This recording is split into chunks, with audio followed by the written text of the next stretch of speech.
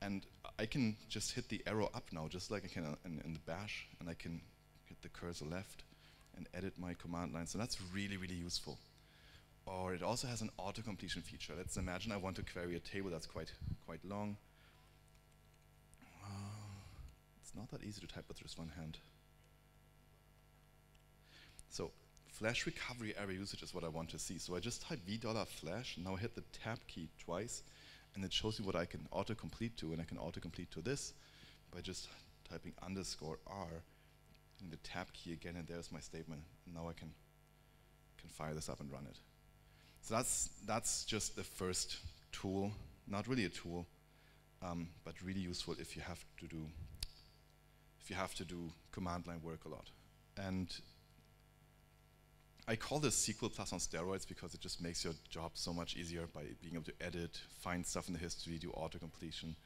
And this is nothing that I invented. I mean, there are like 5 or 10 different blogs out there that describe this for you, but if you've never seen this, then you have to at least know what to look for. So if you want to implement this, do a Google search for SQL Plus and RL rep or RL SQL Plus, and you will find plenty of people have blogged about it. To install it, you need to install a package called RL rep, and then you can download a file that contains all the words you want to autocomplete for, and then you just add these aliases, and no worries, I cannot remember syntax, I copy and paste this. Put this into your bash profile and run it. And that's what I showed earlier in the demo that I did in my other session. Now I did all these steps in Ansible.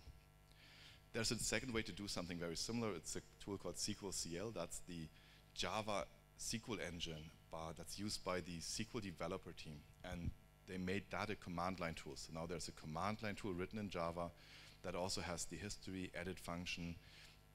It has a great way of doing auto formatting for you, where it can automatically format your output so it fits neatly on your screen, which to me is a really, really cool feature.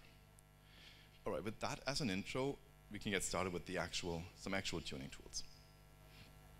So first of all, if you use Enterprise Manager, then this is my favorite view. The average active session view is my absolute favorite. Whenever I have to do tuning, this is the first thing that I look at. It gives you the history of the database performance over the last hour. It gives you a nice line for this is how much CPU you have, and then it shows the wait events in nicely color-coded graphs.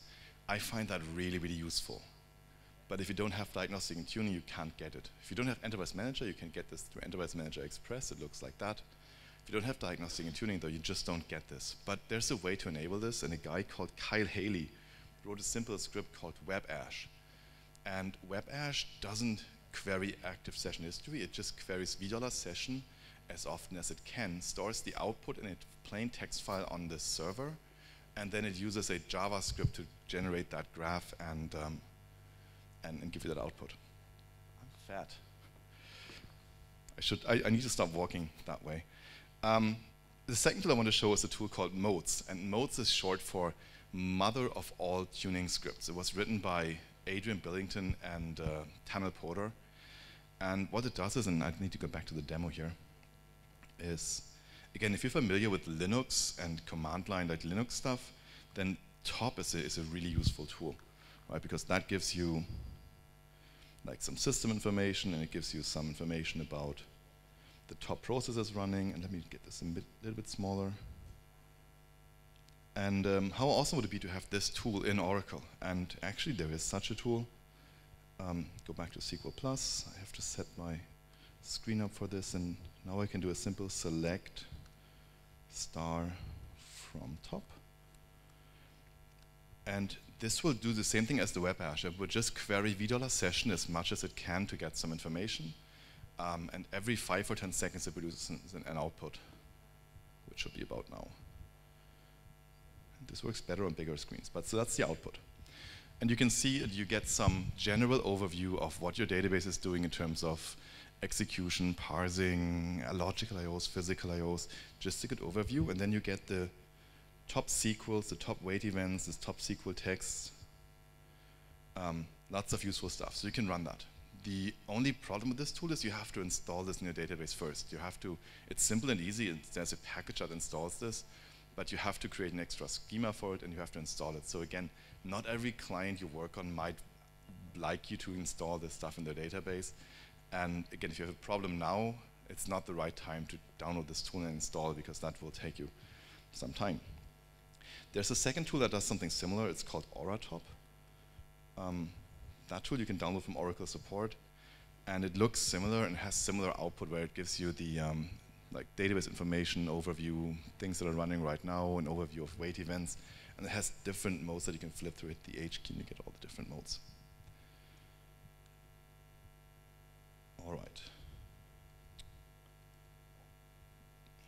Oops. All right, so that's modes. That's the output of modes. That's somebody who took modes and developed it further. So somebody actually did what open source is supposed to do. He took the code for modes, and then he added support for rec. So what you see on top is all the rec nodes in this example, and then this is a graph, a colored graph of basically average active sessions. So that's really, really useful if you look into these things. Auratop, I did show that briefly. And then my favorite tool, and this is one of the tools that I want you, like everyone here should leave the room knowing about this tool. If you get everything else, it's fine, but this is my absolute favorite tool. It's a tool called Snapper, again, developed by Tunnel Porter. And first of all, it's really simple to get started with. Like, you only need one SQL file. Go to Google, say Oracle Snapper. The first hit is the file that you need for this. It's one file. You don't install this in the database. You just run this from SQL+. And the file also has the manual and the usage information about it. So that's this file, snapper.sql, and it comes with the introduction, and has this awesome picture of a fish. Right, there's a fish. And then here is the usage information. So you just download this file, put it in a directory, you don't install anything in the database, run SQL+, and then you run add snapper. And you have to remember four parameters. The first parameter is the mode that you want to call. And unfortunately, Tunnel gave the mode a bad name, I think. So the default mode that you want to run is called Ash. And it's a bad name because you might think that this uses Ash and you have to have diagnostic and tuning license, but you don't. This mode also just queries v.session as often as it can. There's no need to read active session history data or to have licenses for it. It just named it because it does something similar. The second parameter is how long you want this to run. So in this case, I want this to run for 5 seconds. The next parameter is I only want to run this once, and I don't want to filter anything. Just do it for the whole database.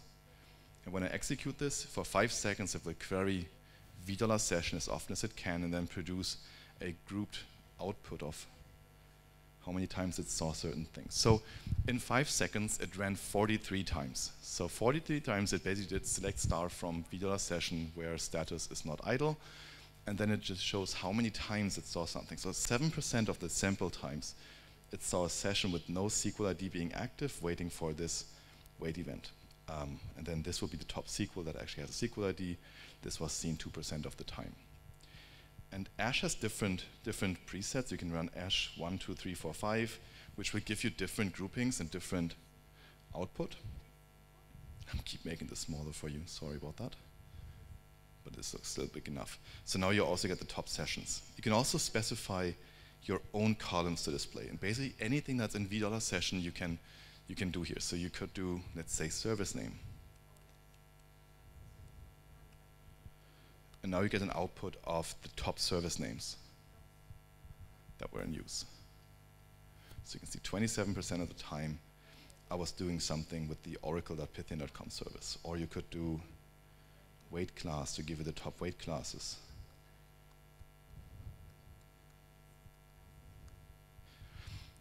Most of the time, though, that might be something that's interesting, but most of the time what you are looking for is give me the top session that's doing work, or give me the top SQL ID. So let's try that. So SQL ID will give me the top SQLs that are running, and usually if you have a problem with the SQL, like a SQL changing its execution plan and running slower, or just a SQL being executed a lot, it will show up on the very top of this list. In this case, you can see 17% of the time something was active without a SQL ID. I think that's because of log writer things or commits. But if it was a SQL problem, then, well, this one would be the next best SQL. If SQL is not the problem, let's look at session IDs. And I'm running a simple benchmark in the background that is doing swing bench with 2 users. So there's nothing exciting. But I can see session number 34 is doing most of the work in this time. And then there's a second mode that you can use with Snapper. It's called the stats mode. And in the stats mode, doesn't look at VDALA session. This will look at the VDALA SES stats, and it will give you the diff in SES stats for the session ID number 34 in this case, over a 5-second period. And you will get all the statistics for the session, like how many logical I/Os has done, how many executions, how many full scans, how many Exadata smart offloads, all of these things. So you get these here. And then you also get the wait and the time model, where you can see where your time was spent and what you were waiting for. In this case, this procedure, this session was mostly waiting for PL/SQL log timer, and that's just because the way the benchmark is set up, it uses sleep, and that just shows up at this wait event. But that's really useful. So now you have a way, with Snapper, you have a way to diagnose real-time performance problems, first by just looking at your general database activity for your active sessions, looking at your top SQL, looking at your top sessions, and then also drilling down into a session. And you can highly customize this by just adding different columns to this syntax. So that's the arguments. Remember this. Like, if you remember anything from this talk, remember to run @snapper #51 all. That's the syntax for that. If you forget it, you can also find this from the file itself. That's a screenshot of that. Yeah. The last real-time tuning tool I want to briefly mention is a tool that you can find in SQL Developer, and I will not actually start this. But just know that SQL Developer has this mode since version 4 something. It's called the instance viewer, SQL Developer Instance Viewer. It's hidden a bit away. You have to find the DBA tab and then expand on that, open a connection, expand again, and then find it somewhere in the database status. And then what you get is, again, without having to have diagnostic and tuning license, you get the real-time graphs of what your system is doing. So there are graphs for executions, parses, logical I/O, physical I/O, and you get these arrows that show you how logical I/O and physical I/O work together. And you can, I think on all of these, you can double-click and drill down. Some of them will then tell you that they need a diagnostic and tuning license, but the general dashboard, that's free to use. They are constantly improving this. I'm not a huge fan of this because it's just so big and convoluted. If you do like a graphical real-time representation tool, Quest, who's one of the sponsors here, they have a tool called Spotlight, and that tool does similar things, but it actually looks really, really cool. This looks a bit rough. Spotlight looks really, really cool. I think it's a cool product to just have on a monitor in your DBA room. All right, so all the tools I've shown so far are around real-time tuning, right? But what if you have to go back to and check what happened yesterday or what happened an hour ago? Well, in Enterprise Edition with diagnostic and tuning, that is easy because you have Ash at AWR, and Craig talked about how you can find small fish and big fish and needles and haystack in Ash. If you don't have it, well, you're out of luck. The first thing is just a reminder, you can still use StatsPack. You just have to remember to set up StatsPack. StatsPack will take a snapshot by default every hour, and then you can run a StatsPack report for this 1 hour period. There is a lot of things that you can miss in a StatsPack report, just because the interval is usually so long, it makes it really hard to find small things. But if you don't have anything better, it's still there, right? It might just be helpful. If you are interested in having more access to historic data, there is a project called Aura Sash, or Simulated Ash, and this guy Martin from Poland, who now lives in Ireland, is maintaining that tool. And the way this tool works is you set up a repository database, an extra database, but this could be an Oracle XE database, so you can do it all for free. In this database, you install their package, and you create database links from the repository database to the databases you want to manage. And then the tool will run queries over the database links and query $VDollar session and other underlying $VDollar views, and then store the output of that in tables in the repository database. And then you can just use regular queries that would run against Ash or AWR in the repository database to report on historic performance. So these views and objects look the same as actual Ash and AWR, but they're not. They're just a simulation basically of it. It's not quite the same. You don't get the same sampling period and the same the same granularity you might get with Ash and AWR. But again, if you do not have diagnostic and tuning, but you are interested in similar functionality, this is the way to do it. This does take a day or two of setting up and understanding how it works and all of that. But once you're there, it's really cool and useful. So the last group of tools I want to mention or talk about are reporting tools. And there are 3 tools that I want to mention, and they all started basically from a project called SQLT.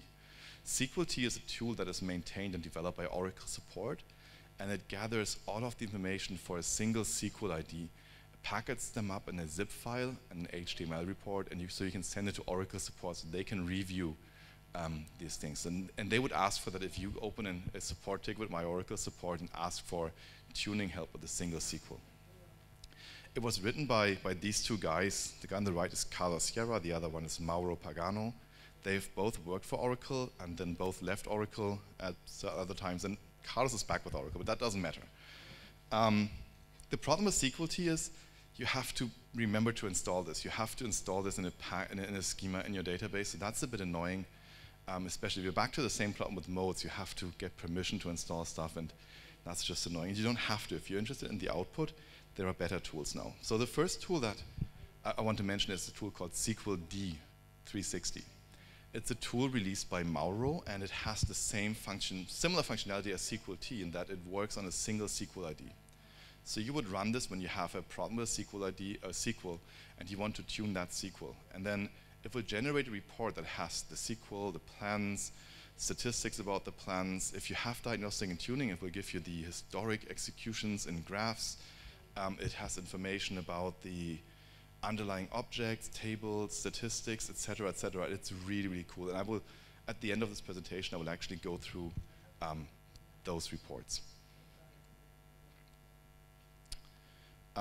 Another tool that his colleague Carlos developed is a tool called EDB360. And EDB360 takes that a step further. So SQLD, you pass one SQL ID and you get information about that.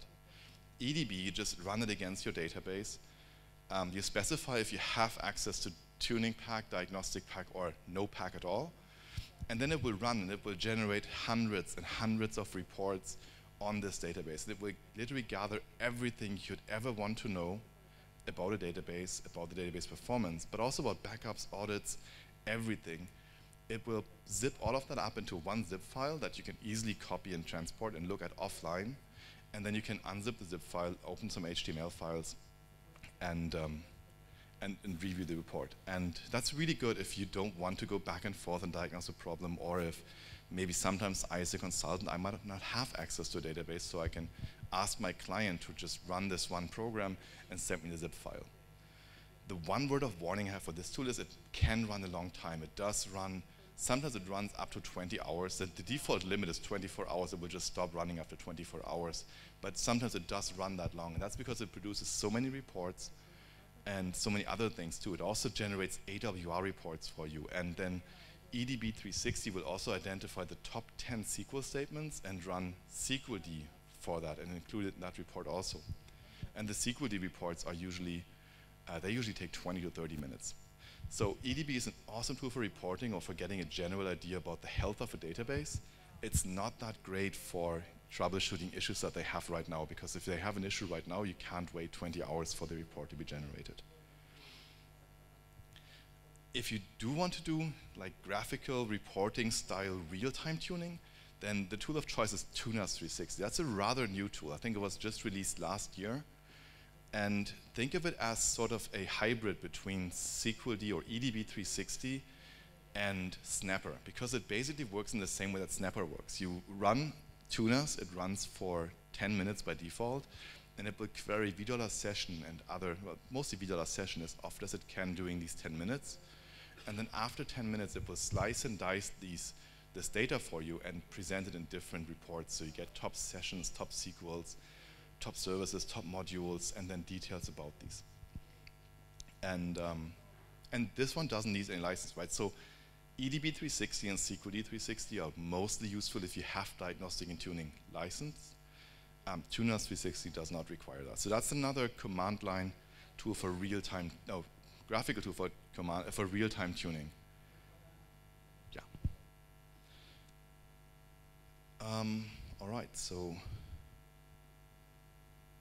let's find some of these reports and open them up for you.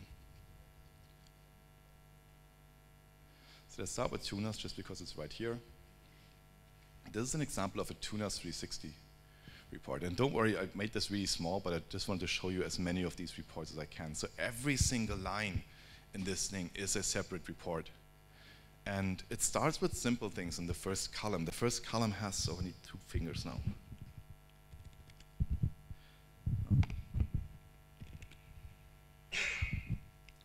This first column will have information about this is what the database and the version, and so this one is it's an 11.204 database, and parameters, and then you get into the top things, so top SQL, give me the top SQLs.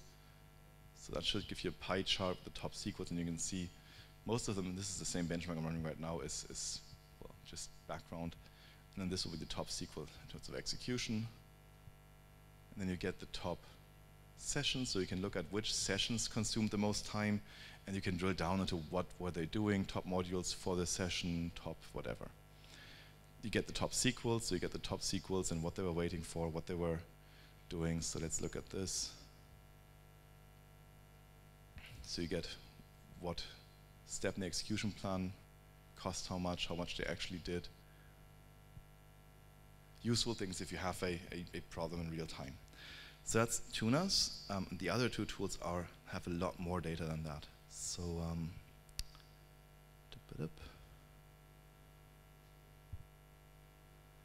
let's start with this. This maybe. So this is an EDB 360 report. You can see this is gigantic. This has 7 columns. And then if you go down, it has lots and lots of reports. I don't want to click through all of them, but just know that usually when I do reporting, I start with this, and the first column has really static information about the database version, applied patches, about instance background parameters that are set.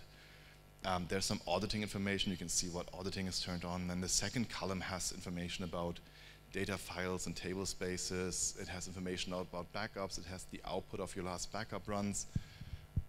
It has things about these virtual columns. It has things about list of tables that do not have, or list of foreign keys that do not have indexes on the child tables. You get information about statistics. When was the last time you had statistics gathered? Give me a list of tables that have outdated statistics. Yeah, I don't need to mention all of them, but there's tons of stuff in there. And then the other really useful thing is that you get, and I hope this is the one that works. Yeah, so you also get graphs. So this is the average active session view for a full month. By default, it will report in a whole month. So this is average active session. But you can zoom into any one of them. So just take the mouse and zoom into them, and you get a better idea of what's going on here. So you can have a look at whatever is happening here. And these graphs, that's really, really useful. So as a consultant, I spend a lot of time writing reports. But I find that nobody ever reads my reports. I write these beautiful, beautiful texts, and nobody ever reads them. But then I add a picture or 2 into my reports, and people say they love them. And all of a sudden, they feel like I understand them, and I don't have to read them. So I tend to just, and I'm really lazy with generating graphs, so I run a lot of these reports. Sometimes I even know what the problem is. I know what I want to talk about, but just to generate these graphs for me so I can then take these graphs, copy and paste them to my reports, that's really useful. And you see, you get a lot of graphs. So that's just an intro to average active sessions, and you get them by group by weight classes and other things. And then in this 6th column, you get data from Ash, where you get the top users, top SQL, top sessions, broken down by different things. And then this last column has other stuff. So now you get Adam reports, or you get AWR reports. So if you like AWR, because that's just a tool you know, but you don't know what period to gather them for, or maybe you want to create 5 or 10 different AWR reports to compare them, you can easily do that through EDB 360, because it will generate AWR reports for you for the most interesting periods. So it will look at the period of the highest load, the highest average active sessions, and it will generate a report for you for that. So that's the first one. So all of these lines here are AWR reports. So you can click on any one of them, and that's AWR. And you can see it also generates SQLD reports. So it will also go and identify the top 10 or 20 SQL statements and run a SQLD 360 report that you can, well, that doesn't work. That you can, it's included, you can just have to download and unzip it. And here is, well, that's not really the one I want to show. Oops. Let's see, let's find an interesting one. This one is good, I think. So now this is a SQLD 360 report. And in SQLD, what you get, it starts with the same thing. It starts with just the basic information, and then it has information about the SQL, give me the baselines and things, and for this one we didn't have any. Then there's a performance summary where it will show you like the average execution time, average buffer gets, and all that. And if you have diagnostic and tuning, you also get some, oh, that was wrong. You get some graphs, like in this case, this was the interesting thing. This is the elapsed time. You can see the red line. The red line is the total system consumed time, and the blue line is the system, it's the CPU time or the database time consumed by just this one SQL. So we can see that in the case of this database, this SQL was consuming 80% or 90% of the whole database time. And the reason for that was it was being executed so often. And I wrote a report explaining that with Snapper and some text data, but nobody listened to me, and then I prepared a report with graphs, and people said, oh, now I see it. We should definitely fix this, because why is one statement consuming so much CPU? So that's SQLD 360. And I think I'll get into wrapping up. The last tool that I want to mention is it's just a reminder that if you can't figure something out, and if you have to figure something out, and if you can't figure it out with Ash, you can't figure it out with any of these tools, possibly the last resort can also always be tracing. Right? Tracing can be turned on, and tracing doesn't sample. Tracing will give you every single wait event that you've waited for. And I've had clients that did not have diagnostic and tuning, but did want to know about what was going on in the database at a very, very granular level. And for a while, we actually turned on tracing instance-wide. Now, that is certainly not a silver bullet I want to recommend, because there is a lot of overhead attached with that, and it does make your database run slower, but at least you get to know exactly what your database is doing while being slow, because you have all these trace files. But it also means that you have to then worry about managing these trace files, copying them around, and moving them out, and finding things in them again.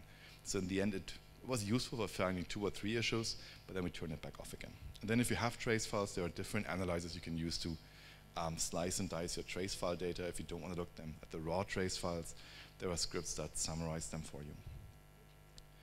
All right, just as a quick recap, let's go through like some of the things I showed. I started with how to make SQL Plus better than it is, and I showed you RL SQL Plus. I mentioned SQL CL as 2 tools that you can use to get command line history, auto-completion, and all of those things. And then we looked at real-time analysis. Real-time means you have a problem right now, your database is performing poorly, or you have a problem you can reproduce. And in these cases, Snapper is my absolute favorite tool, but you also get the more monitoring-like tools, modes that you can just run in the background, WebAsh that will give you this average active session history graph. And then I showed you a SQL Developer Instance Viewer. And lastly, we talked about Tunas 360. You can run that for 10 minutes, sample your activity, and display the output in a zip file. And then for historical analysis, if you do not have a problem that's reproducible, or you want to run reports on the history, first of all, Aura Sash is a project that allows you to generate basically Sash-like data without having to be licensed for it. SQLT is that Oracle supported, so it did really go into EDB 360 and SQLD 360, 2 tools that I use all the time. And I can only say again, I use it a lot because of the graphing, but also for offline viewing. I hate nothing more than doing something, running 5 queries, and then realizing, disconnecting from the database, realizing, oh, there's one more thing I wanted to ask, and then having to reconnect and get data. When I have more complicated things to solve, I usually just run one of these reports, and then I will review them as I go. Sometimes even when I travel, like I sit on an airplane between these tours, and I will review some of these reports. And then lastly, I did mention the good old tracing, which is still around. It does work. If you don't, if none of this helps, this might still give you some insight to what's happening. So with that, this is done. This is the end of the presentation, right? It's doesn't have to be the end of this conversation. If you have any questions, feel free to ask me, either now on stage or just after the session outside.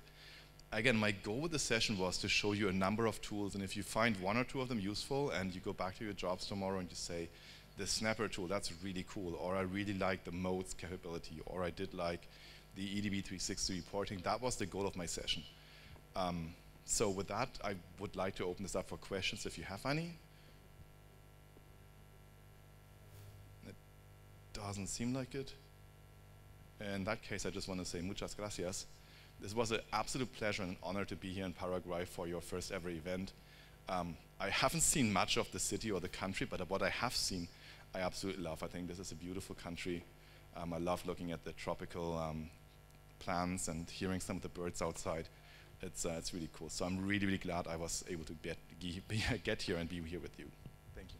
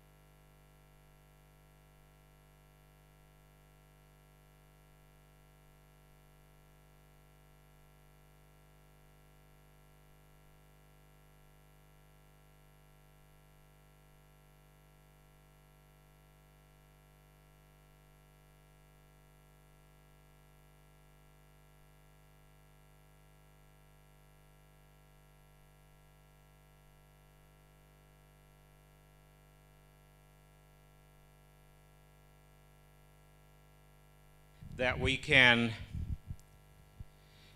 manage databases for hundreds of millions of people, and we can't make a projector work properly. Always amazes me.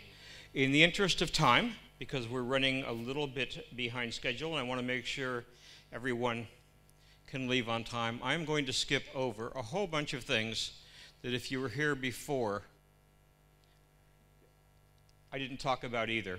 So why talk about it again now? What I want to talk about is the fact that the Oracle database, for the first time in most people's professional experience, is changing very dramatically. It's changing dramatically because it's getting better. It's changing dramatically because of the needs of supporting the cloud and software as a service environments. So there is a lot of new experiences and a lot of learning that's going to come very, very quickly. So I want to take you through a brief history lesson that I have a small amount of benefit in giving, in that I'm almost 70 years old. So I've been doing this for a very, very long time. There never was an Oracle version 1. When Oracle formed, it was called Software Development Lab. They changed the name to Oracle later.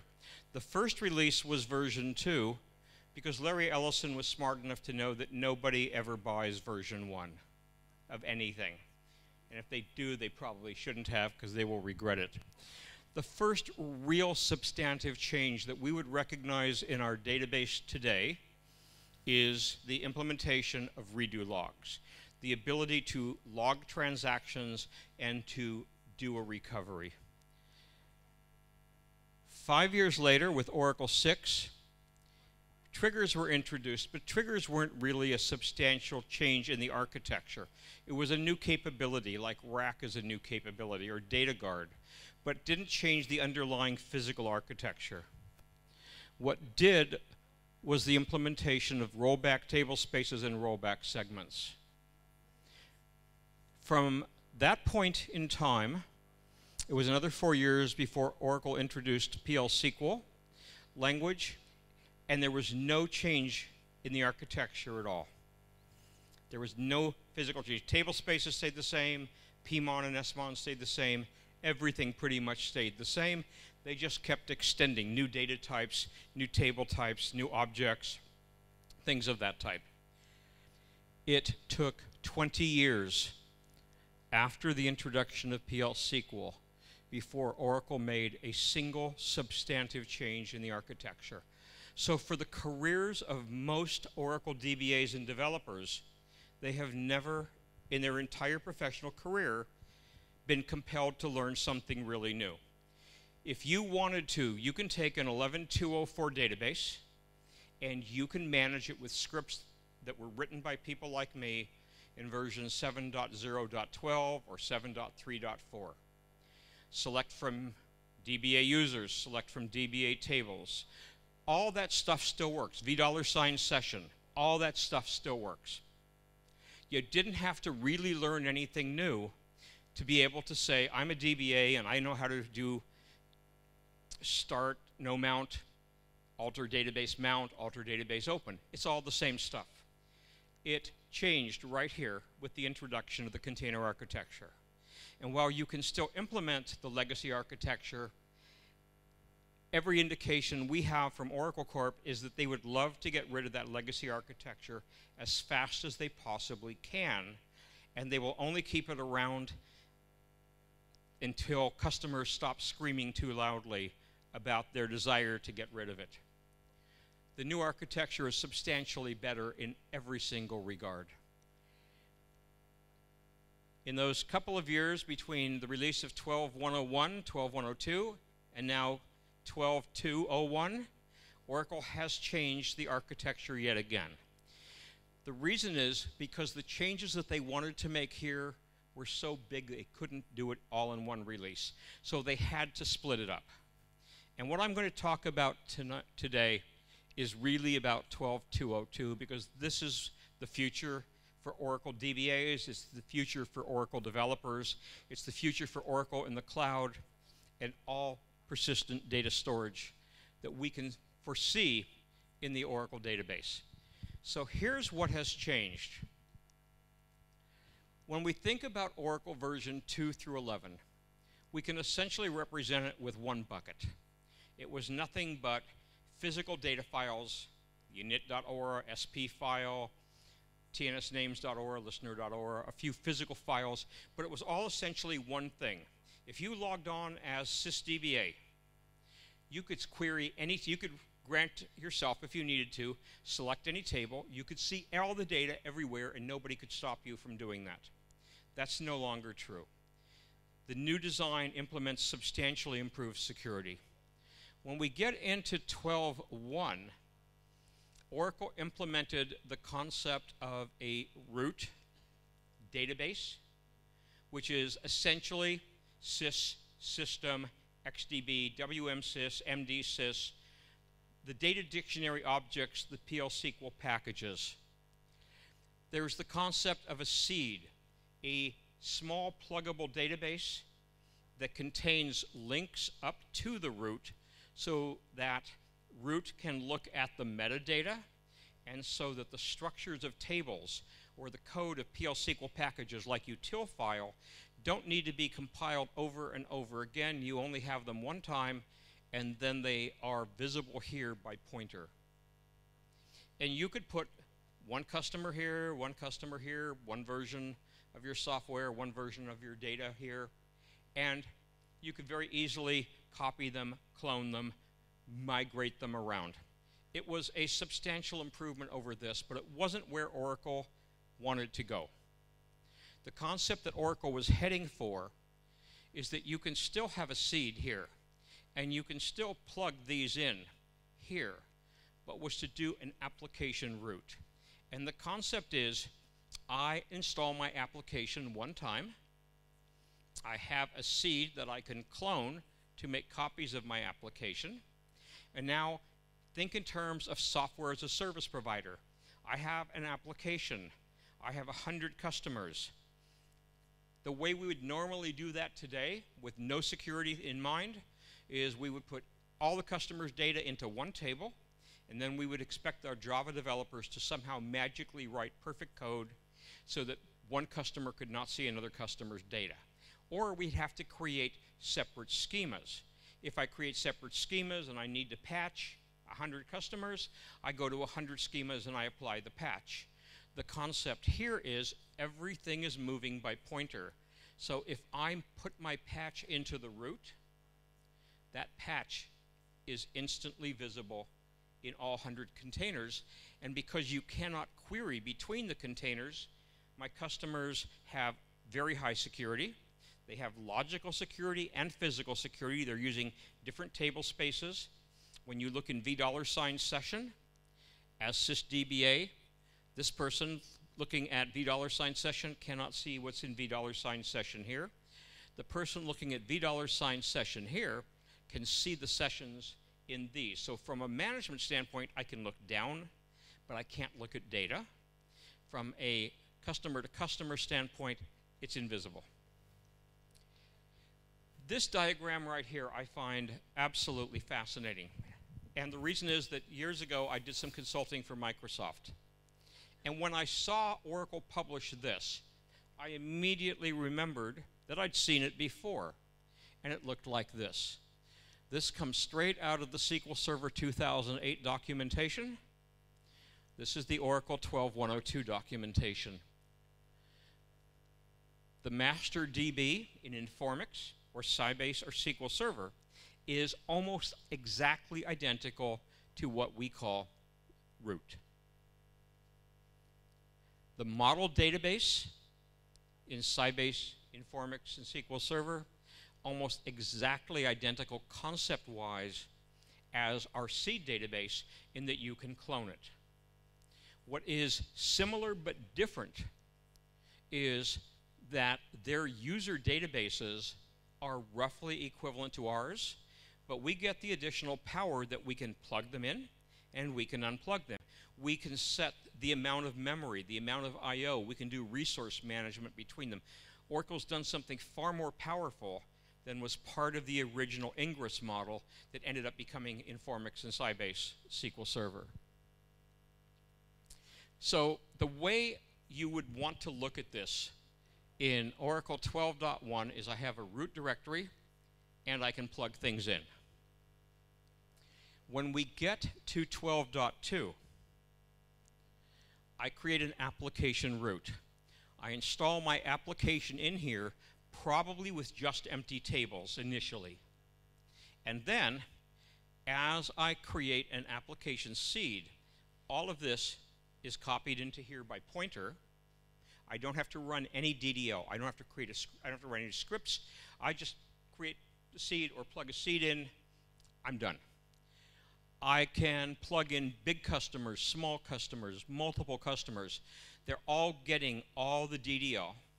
They're getting the same procedures, the same packages, the same APIs, the same everything. Even in 12.2, the same data if I want. I could put up into here, for example, a list of countries. Everybody would see it. If I modify the data, they all see it. They can't change it because it's coming down by pointer, but they can all read common data.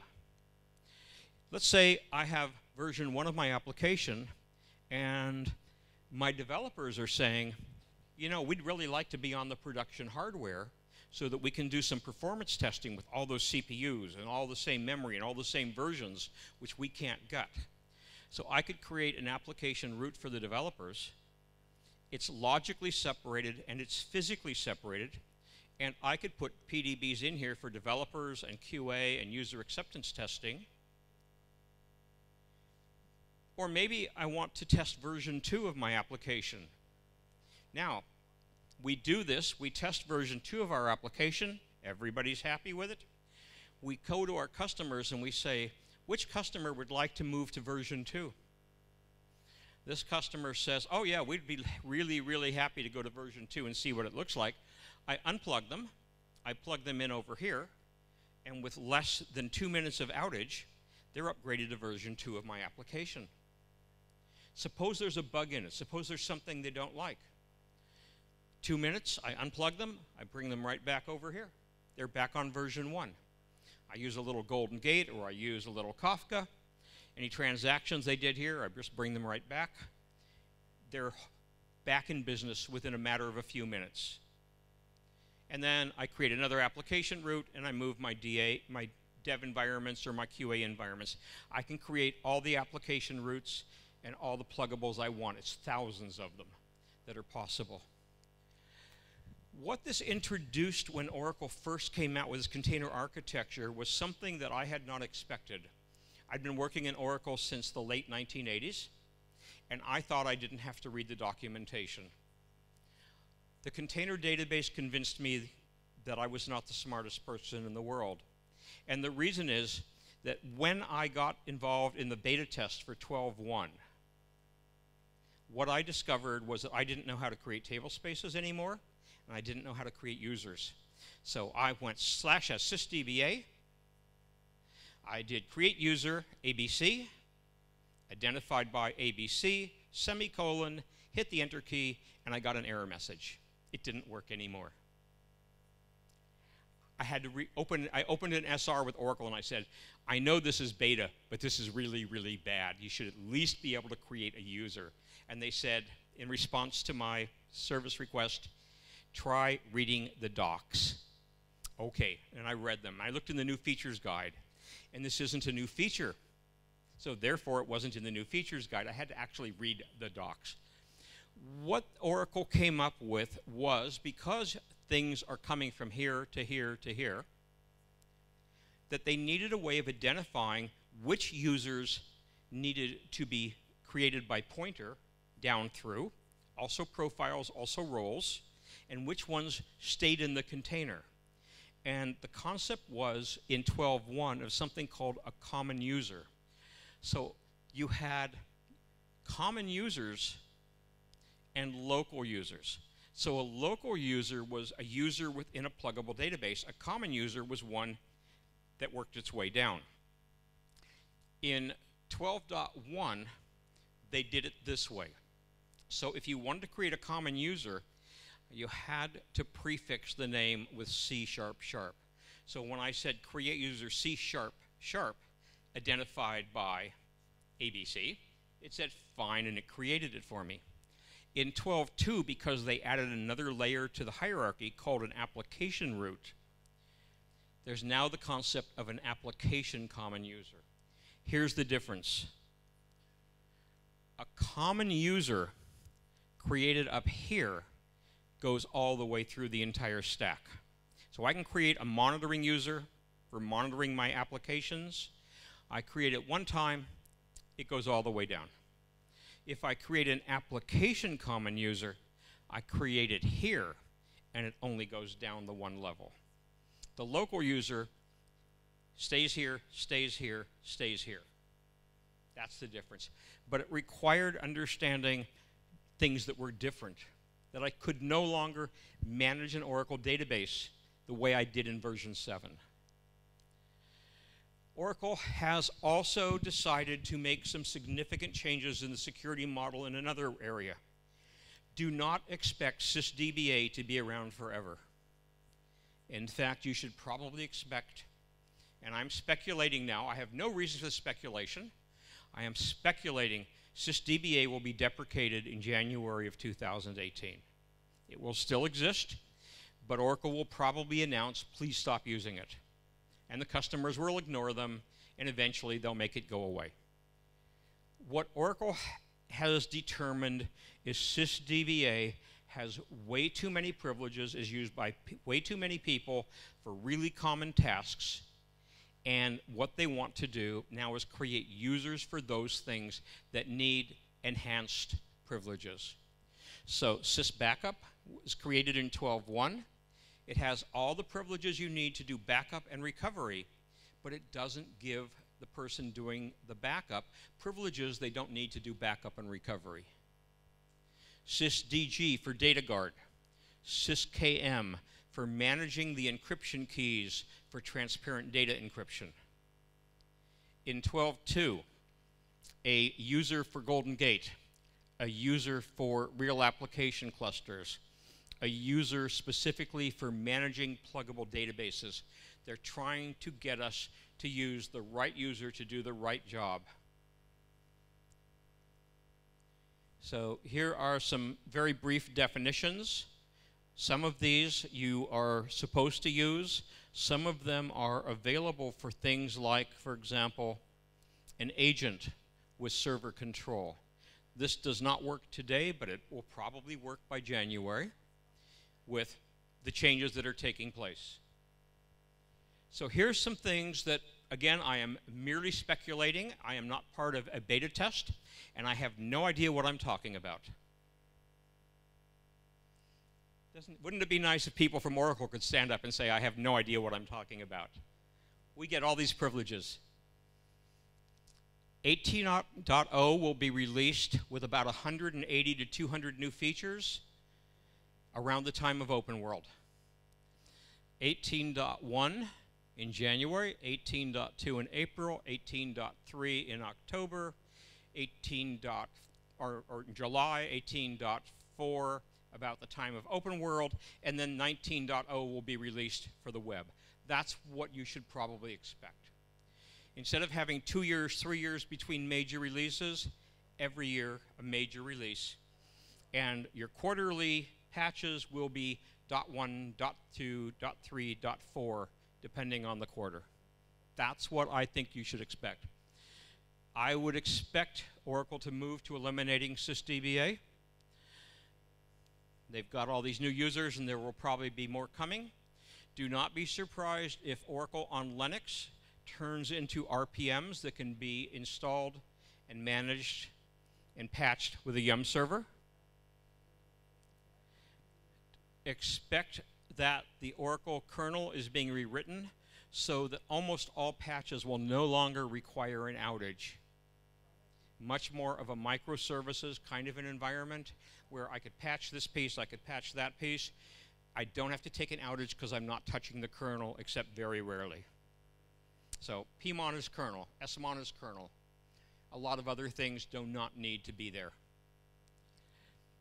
Expect OEM and other tools to be managed through the REST API, and quite frankly, expect OEM to go away. OEM has outlived its ability to sustain a company growing product and changing as rapidly as Oracle is. It's table-driven, and it doesn't handle 5,000 products this month and 5,200 products next month as a single pane of glass particularly well. So look at what Oracle does with the cloud in terms of how to manage these things. Do not be surprised if SQL Plus goes away. It has no useful purpose today. And if that sounds like crazy talk, think about it this way. If you have DataGuard, you should not be using SQL Plus. You should be using the DataGuard broker. If you have a rack cluster, you should not be using SQL Plus. You should be using Server Control. If you are in the ASM instance, you should not be using SQL Plus. So from a management standpoint, from a DBA standpoint, SQL Plus is really dangerous, but it gives you nothing that you need that you couldn't do in Server Control. So why not just go use Server Control? From a developer standpoint, SQL CL is a substantially better tool than SQL Plus. And if you want a GUI, SQL Developer is a much better product. So these are sort of the things that I'm speculating will be coming. But now let's get into this whole concept of multi-tenant and where we're going with the future. Part of the value of multi-tenant, and I'm not talking container architecture now. Container architecture is free. You don't have to buy a license for it. Multi-tenant is more than one pluggable database. Once you get to that, then there is extra licensing. The advantage of it is staggering from the standpoint of how much of your hardware you can utilize so that you aren't buying more licenses than you use. I can't imagine what it's like for a chief financial officer in an organization to know that their DBA team is running on a server with 64 CPU cores, 32 licenses to Oracle. That's $1 million worth of licenses with discount. And they're running at 20% of CPU most of the time. You just threw away $800,000. Thank you very much. That's a lot of money. And I think Larry can probably afford his next boat without you doing that. Maybe not. I could be wrong, but I think Larry can afford it. So, the advantages of going to multi-tenant: very rapid provisioning, a lot more application portability, physical and logical customer isolation, well beyond what you can get with schemas, a lot of granular control, a lot of improved scaling and resource utilization, and vastly improved security. So, if you want to move into the area of the container database and thinking in terms of the application containers, here's what you need to learn that is all brand new DDL. You're going to log into an Oracle database. I'm still doing it as sysdba because I'm a dinosaur. I'm allowed to still do some dinosaur things.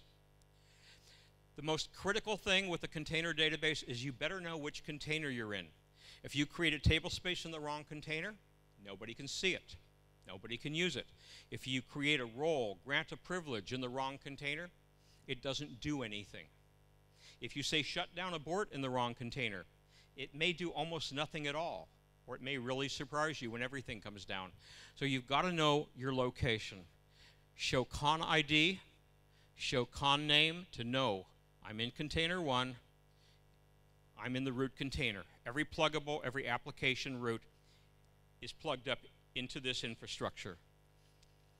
I then go to a new dynamic performance view, $$ containers, and I look at my containers, whether they're open, seeds are always read-only, and is it an application root or an application PDB or an application seed? By the way, guys, this count is wrong a lot of the time. I didn't tell you that. Try dropping one and see if the count goes down. Just a thought. There's no better way to talk to Oracle developers than to go to a conference And you got 100 people behind that keep them from running out of the room while you say things like that. Okay, so here's sort of the full syntax for creating an application route. And over here is my actual DDL based on the syntax. So create pluggable database, the name of the container. I'm going to call it UW app route. It's an application route. I can choose. It's either an application container or a seed. I'm going to create an application container. The administrative user. Here again, Oracle has done something to vastly improve our security. If you don't want people logging on as sysdba, wouldn't it be better to give application administrators the tools they need to administer applications? So I've created an application route. I want my application administrator to be able to log on with only the privileges that I, as DBA, wish to grant them. So I create an administrator for my application, and I give them their own password. They get no DBA privileges at all. They get create table, create session, create procedure, create trigger, but they don't get any DBA privs. They don't need them. I then can give them a comma delimited list of roles. So I give them one called CDB DBA. I would probably, in the real world, give them a role that was based on their application name and was just the things that they needed to administer their application. Nothing more, nothing less. Even if I give them select from any table, they're still limited to only the application route. They can't look beyond that. I'm ignoring for now some of the syntax just to make this a little easier to do, but this is all working. The stuff that I'm leaving out of here, for example, parallel, you can just ignore unless you need some of these capabilities. Default table space, I'm going to give my application a default table space. I'm going to do a file name convert. Now, file name convert, remember I have a seed pluggable database that I can clone to create other databases?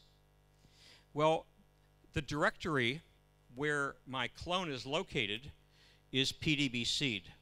So what I'm saying is take my seed pluggable database and copy it with all of its links, all of its data dictionary, everything else, over to a new physical directory in storage called UW app for my application.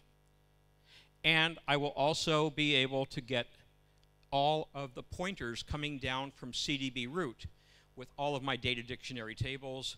And I can't look up at the data, but I now have the structure.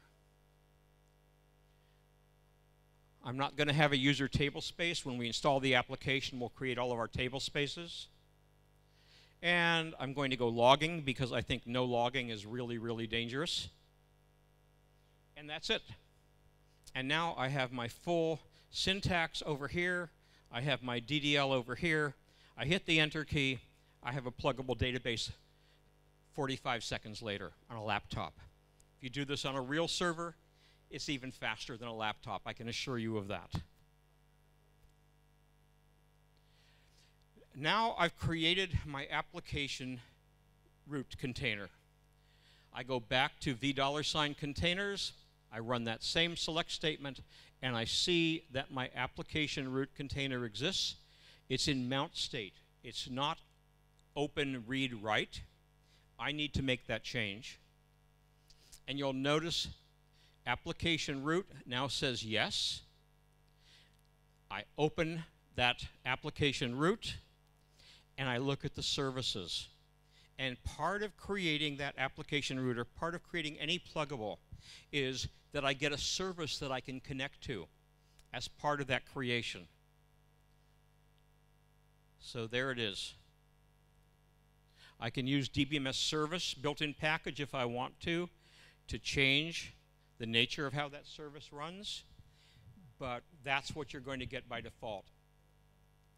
If I wanted to create 10 of these, I could have probably done the whole thing in 2 minutes. 20 of them, 3 minutes. It is staggeringly fast. I go back to $container. I opened it. I did this. Now let me go forward. I do an alter session set containers. I was logged on before /sysdba. I want to stay sysdba, but I want to move to my new container. I do alter session set container. From a DBA standpoint, the most dangerous, or one of the most dangerous things you could grant to anybody is alter session set container. You can grant alter session to people in 12.2 without letting them change container. You don't want somebody who can walk from container to container. It violates 99% of what you probably consider good security rules. So I'm now in container 4. It's my application root. I take a look at DBA data files and DBA temp files. And when I created that pluggable database, I got 4 table spaces created. Those were created because I cloned the seed. Every single pluggable database has its own undo, has its own temp, has its own system and sysaux, and it is used to populate the data that is local to the application, but also to display information that is coming down by pointer from CDB root. So let's talk about installing an application in this new environment. One of the huge advantages that you have in your organization with the application container is that Oracle is enforcing version control. They're enforcing some change management, not upon us as DBAs, but upon application administrators to keep them from going in and changing, and nobody has a clue what they did. I think this is the best part of this. There's a syntax for alter pluggable database application, but notice the critical things here. Begin install, end install, begin upgrade, end upgrade, begin patch, end patch, uninstall. So here's what it would look like in the real world.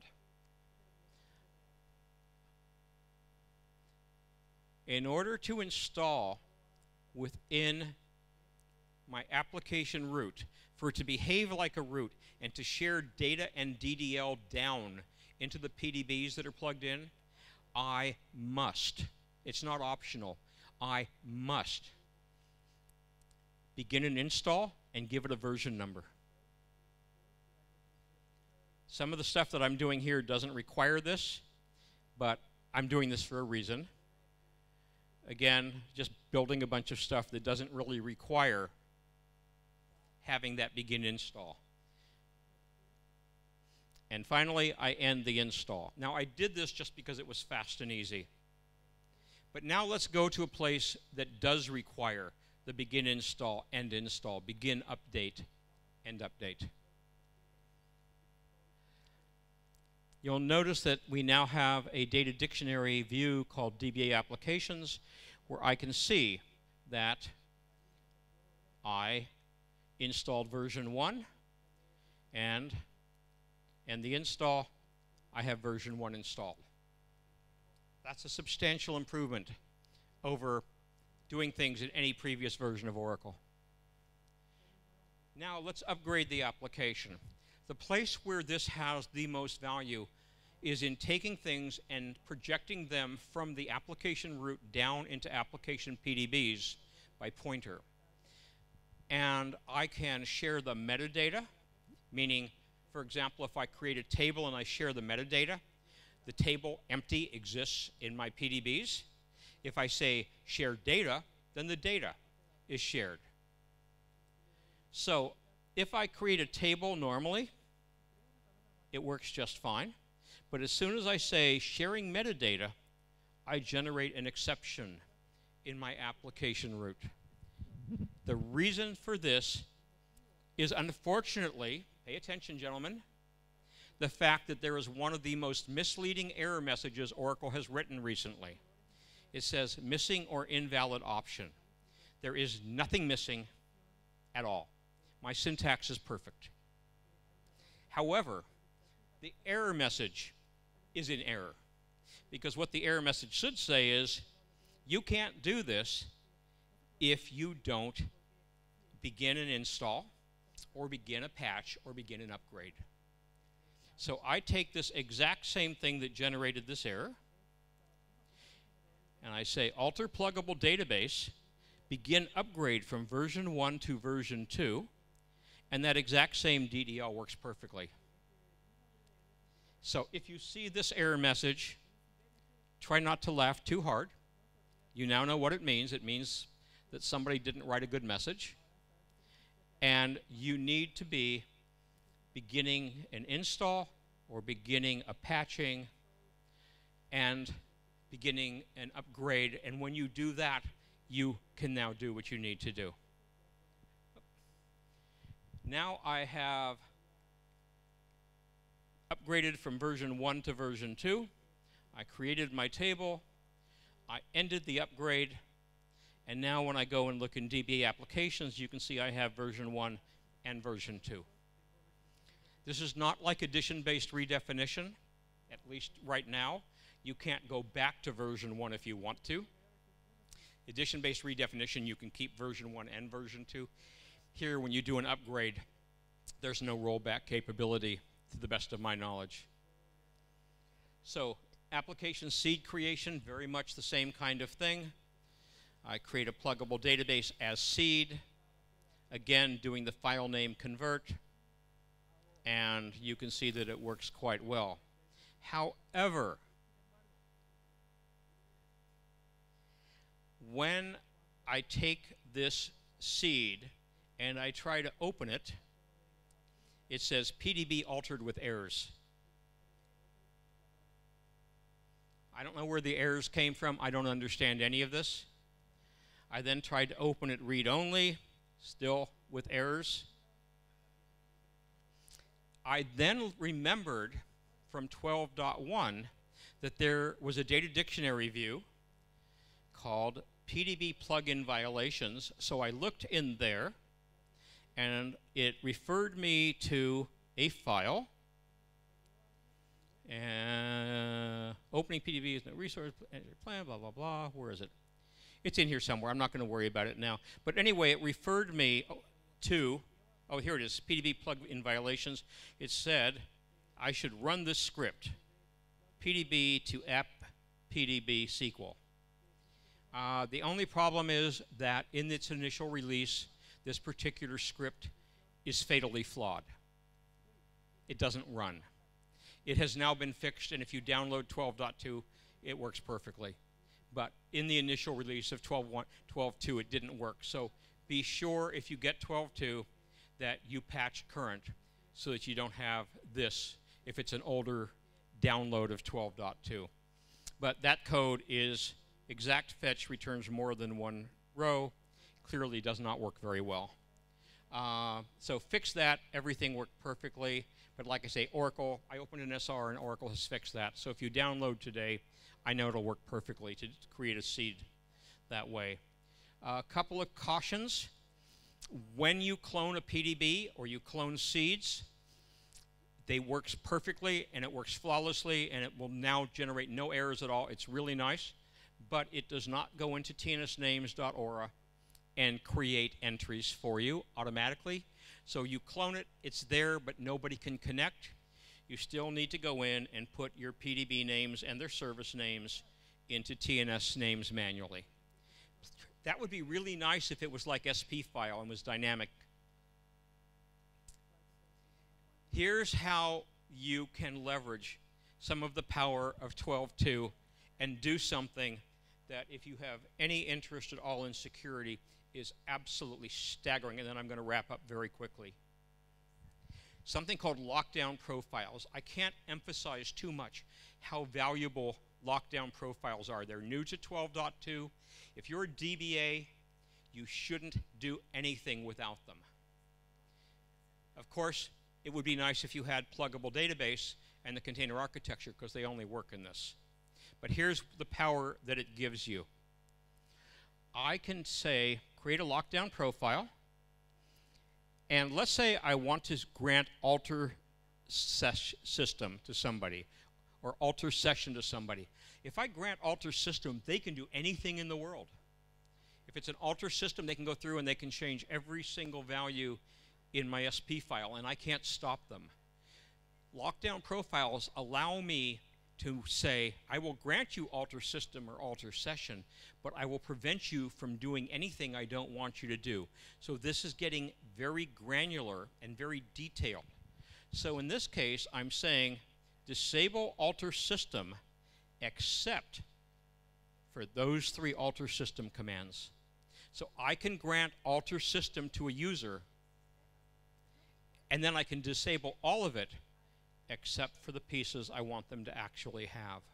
This is brilliant. I wish this had been here 20 years ago. It is absolutely brilliant. And I'd love to see it in the non-container database, except that I like the non-container database to go away. So don't move it over and make it easy. But this, from a security standpoint, is just absolutely brilliant.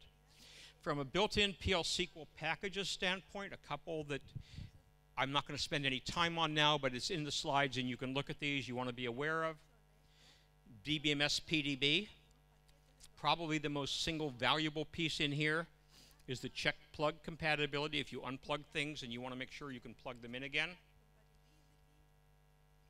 And as a little example of that, PDB exec SQL, PDB alter sharing, and sync refresh for materialized views.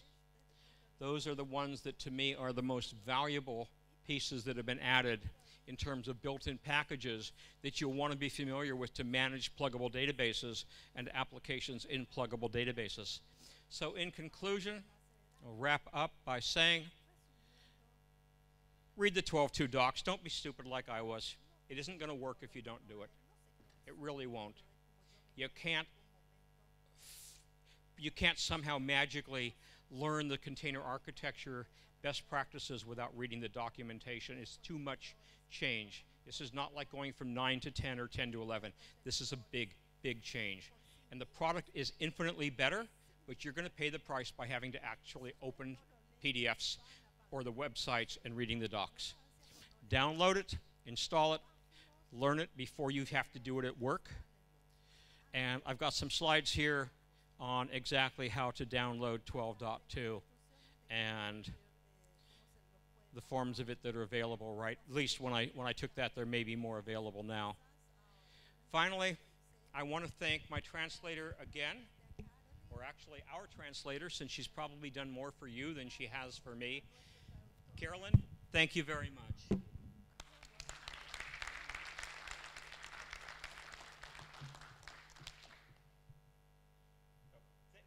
Thank you, everyone. It's been a pleasure again to come here, and I look forward to coming back. I have not going to have, because I have to go off to Peru tomorrow morning at 5 in the morning.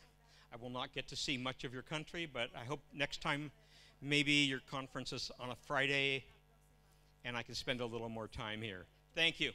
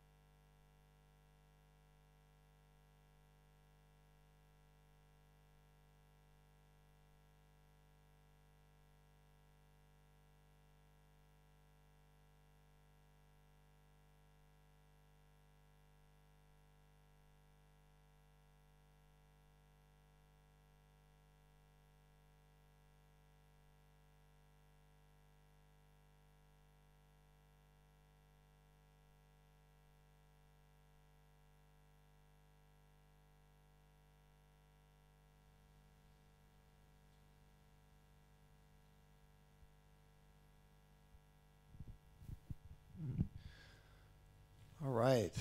Is it time to start? In the sound booth, is it good? Okay.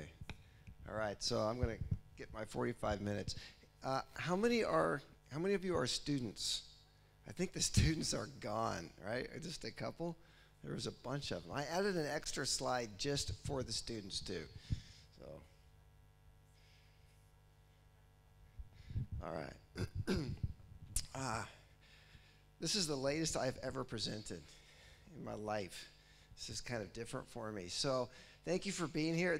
I would say this is the presentation that I love to give the most. And it's just one part of when I teach people about performance and specifically about the buffer cache. And we're going to drill into really one very central point to the buffer cache and some of the internals. So if you're interested in Oracle internals and how the algorithms and some of the memory structures work together, then you ought to really enjoy this talk. It's a lot of fun. And I do a lot of role playing, so you don't have to remember the words so much. It's just how things kind of work. If you remember the story, then you've had a really, really good session.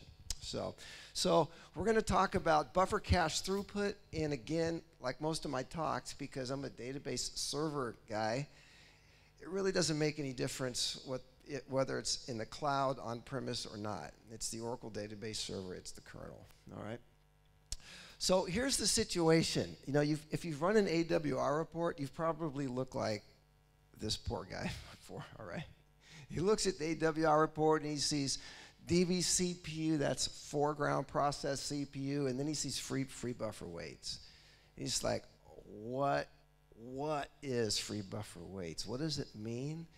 What am I supposed to do about it? What are my solutions? How do what do I do? Okay.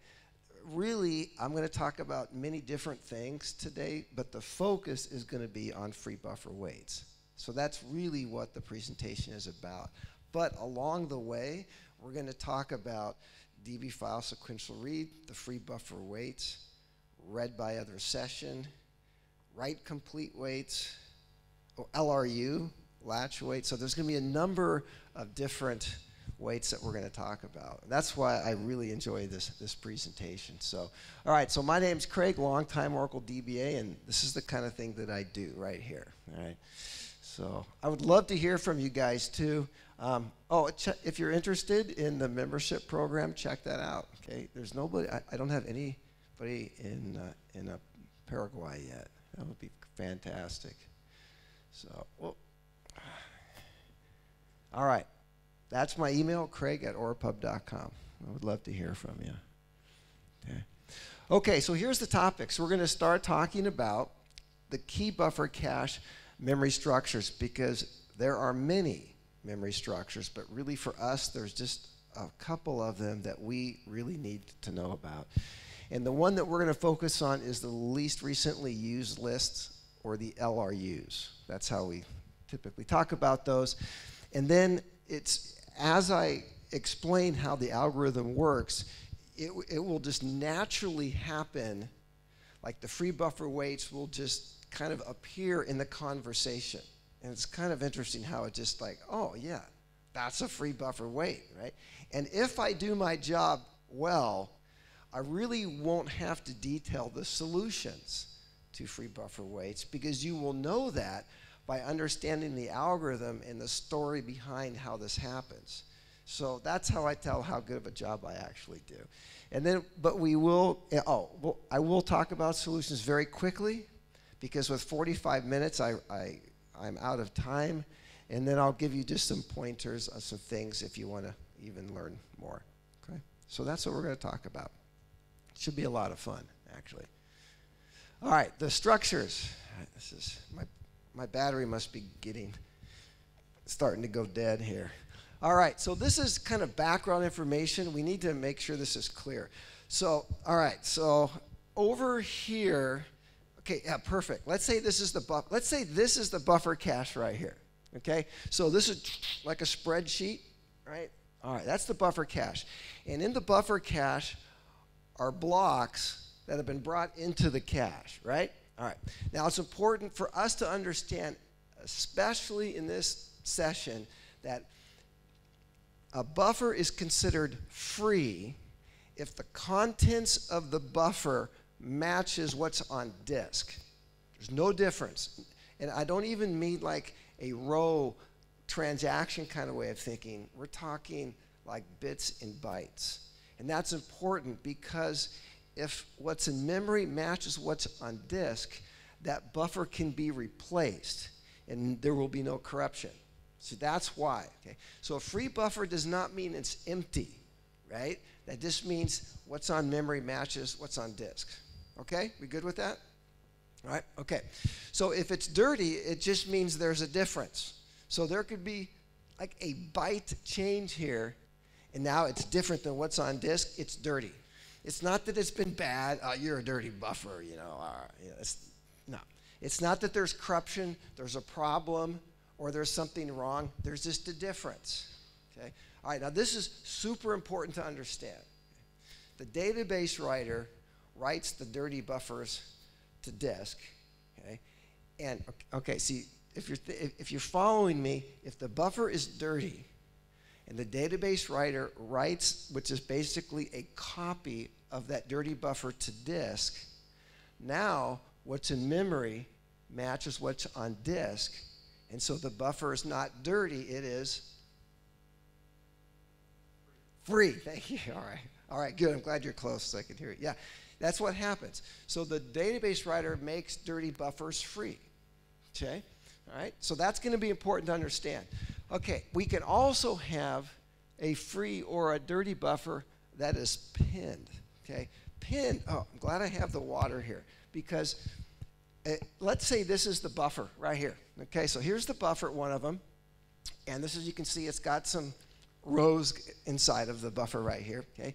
And if I have it pinned, it's like I have my hand on it. And what this means is I will not allow anybody to pour out the water and to, let's say, put some Coca-Cola in here. Okay? Can't do that because I have it pinned. So you cannot replace the contents of this buffer because I have it pinned. Now, multiple Oracle sessions can pin the same buffer.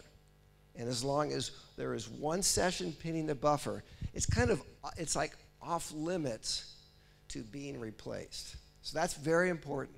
It's very similar to when a cursor in the library cache is pinned, you can't deallocate the cursor memory. It's the same kind of thing. It's like a kind of a protection mechanism at the buffer level. Okay? So that's really important to understand that. And that will be reinforced as I go through the algorithms a little bit later. Okay, so as I said before, there are many lists in the buffer cache, but the ones as performance-minded DBAs, the ones that we care about are the cache or the hash buffer chains, the LRUs, and the write list. Now, the write lists are sometimes called the dirty lists. That's what I mentioned before. When I learned about Oracle, they were always called the dirty lists. So that's how I naturally think. Okay, and I will repeat this multiple times throughout the presentation, but the cache or the hash buffer chains, they are used to answer the question, is a block already in the buffer cache? See, that's an important question because if it's already in the cache, there is no need for me to do a physical I/O, get that block, and put it in the cache. So that's a very important question, and it gets asked frequently. How about that? A lot, all right? So that's what that structure is used for, but that's not the focus of today. Maybe if I get invited again, I will get to talk about that because that's an entirely different presentation. The LRU chains. Okay, the LRU chains are used for this. Let's say I go to the cache buffer chain structure and I ask, and I say, hey, is the block I need, is it already in the cache? And the answer is no, it's not. So now I'm thinking, oh man, now I got to go do the physical I/O and I get the block, but where am I going to put it? Right? I can't just like close my eyes and spin around and say, okay, let's put it here. You can't do that. It's not going to work. You're going to corrupt the database. So I use the LRUs to tell me which buffer I can replace without causing a problem. Okay? And so, also, the LRUs are used to keep the popular buffers in the cache. And that's why one reason why we have a cache is so we don't have to do physical I/O because the popular buffers are already in the cache. So the LRUs are kind of a dual purpose list. Okay? All right, the write list is where some of the dirty buffers go to. And I always say, when I talk, right, remember this is the buffer cache. The cache buffer chains are over here. The I/O subsystem is down here in the front. And the LRU that I'll be referring to will be across the stage here. Okay? And then we'll have some write lists, which are typically very short, and those will just kind of be right here. And so the write list is where the dirty buffers go that the database writers kind of feed off of and write to disk to make those dirty buffers free. Okay? All right. Now, I want to go over this part really quick, all right, because it's kind of really cool, really interesting, but it's not so important for our discussion. But I think it's pretty neat. So these lists, okay, listen closely, because this is, if you haven't heard this, it's like, what? You know? These lists are not made up of the buffers. They're not. There's another structure, yet another structure, and there's these little chunks of memory that are called buffer headers. And if you've ever looked at $, but especially $BH for a buffer header, you'll notice there's a lot of pointers, like previous and next pointers. That's because it's the buffer headers. They are what is on all these lists. And one of the pointers of the buffer header will point to its associated buffer. So in the shared pool, which is like what? Yeah, in the shared pool, this is where the buffer headers reside.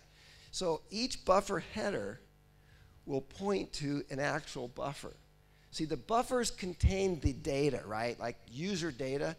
The buffer headers contain information like about the buffer. Like where is it on one of the LRUs? Where is it in the cache buffer chain structure? See, it doesn't contain data, right? Like rows, you know, that kind of thing. All right, now when we learn about these structures, there we go. When we learn about these, it's very, very straightforward actually, okay? And at the top here, this is the cache buffer chains. These are some cache buffer chains. Now usually these things are very short. The length is 0 to maybe 1 or 2. And we want them to be extremely short because we use them to answer that question, is a block in the buffer cache, right? So we need the answer to be very quick, okay? And I'll say a little bit more about that. Now this is important to understand, okay? Every buffer in the buffer cache, we need a way to find out if it's already in the cache, right? As I said before. This means that every single buffer in the buffer cache must be represented on one of the cache buffer chains. If it's not on a cache buffer chain, we can't find it. It's like having a telephone number and it's not in the telephone book, and everybody goes to get telephone numbers by going to the telephone book. Right? So it has to be there. So that means if I have thousands and thousands of buffers in my buffer cache, and the length of these cache buffer chains are 0, 1, or 2, I'm going to have thousands and thousands and thousands of these little cache buffer chains. Okay, so if you picture that, it's very short structures like this. Okay, in fact, I think I have a page coming up about that. Now, the LRUs are very different, though. These are not used to answer the question, is a block in the buffer cache? They're used to find a buffer that I can replace, right, with a block from disk so I can get it into the buffer cache. So there's not that many of these. There's maybe 48, 64, maybe 100 or so. There's not very many. So if you have thousands and thousands of buffers in your buffer cache, the LRUs are going to be really long. They could be hundreds or maybe even 1,000 buffer headers long. whereas the cache buffer chains are super short because they're used to find things. Okay? That makes sense? We good? All right. Good, good.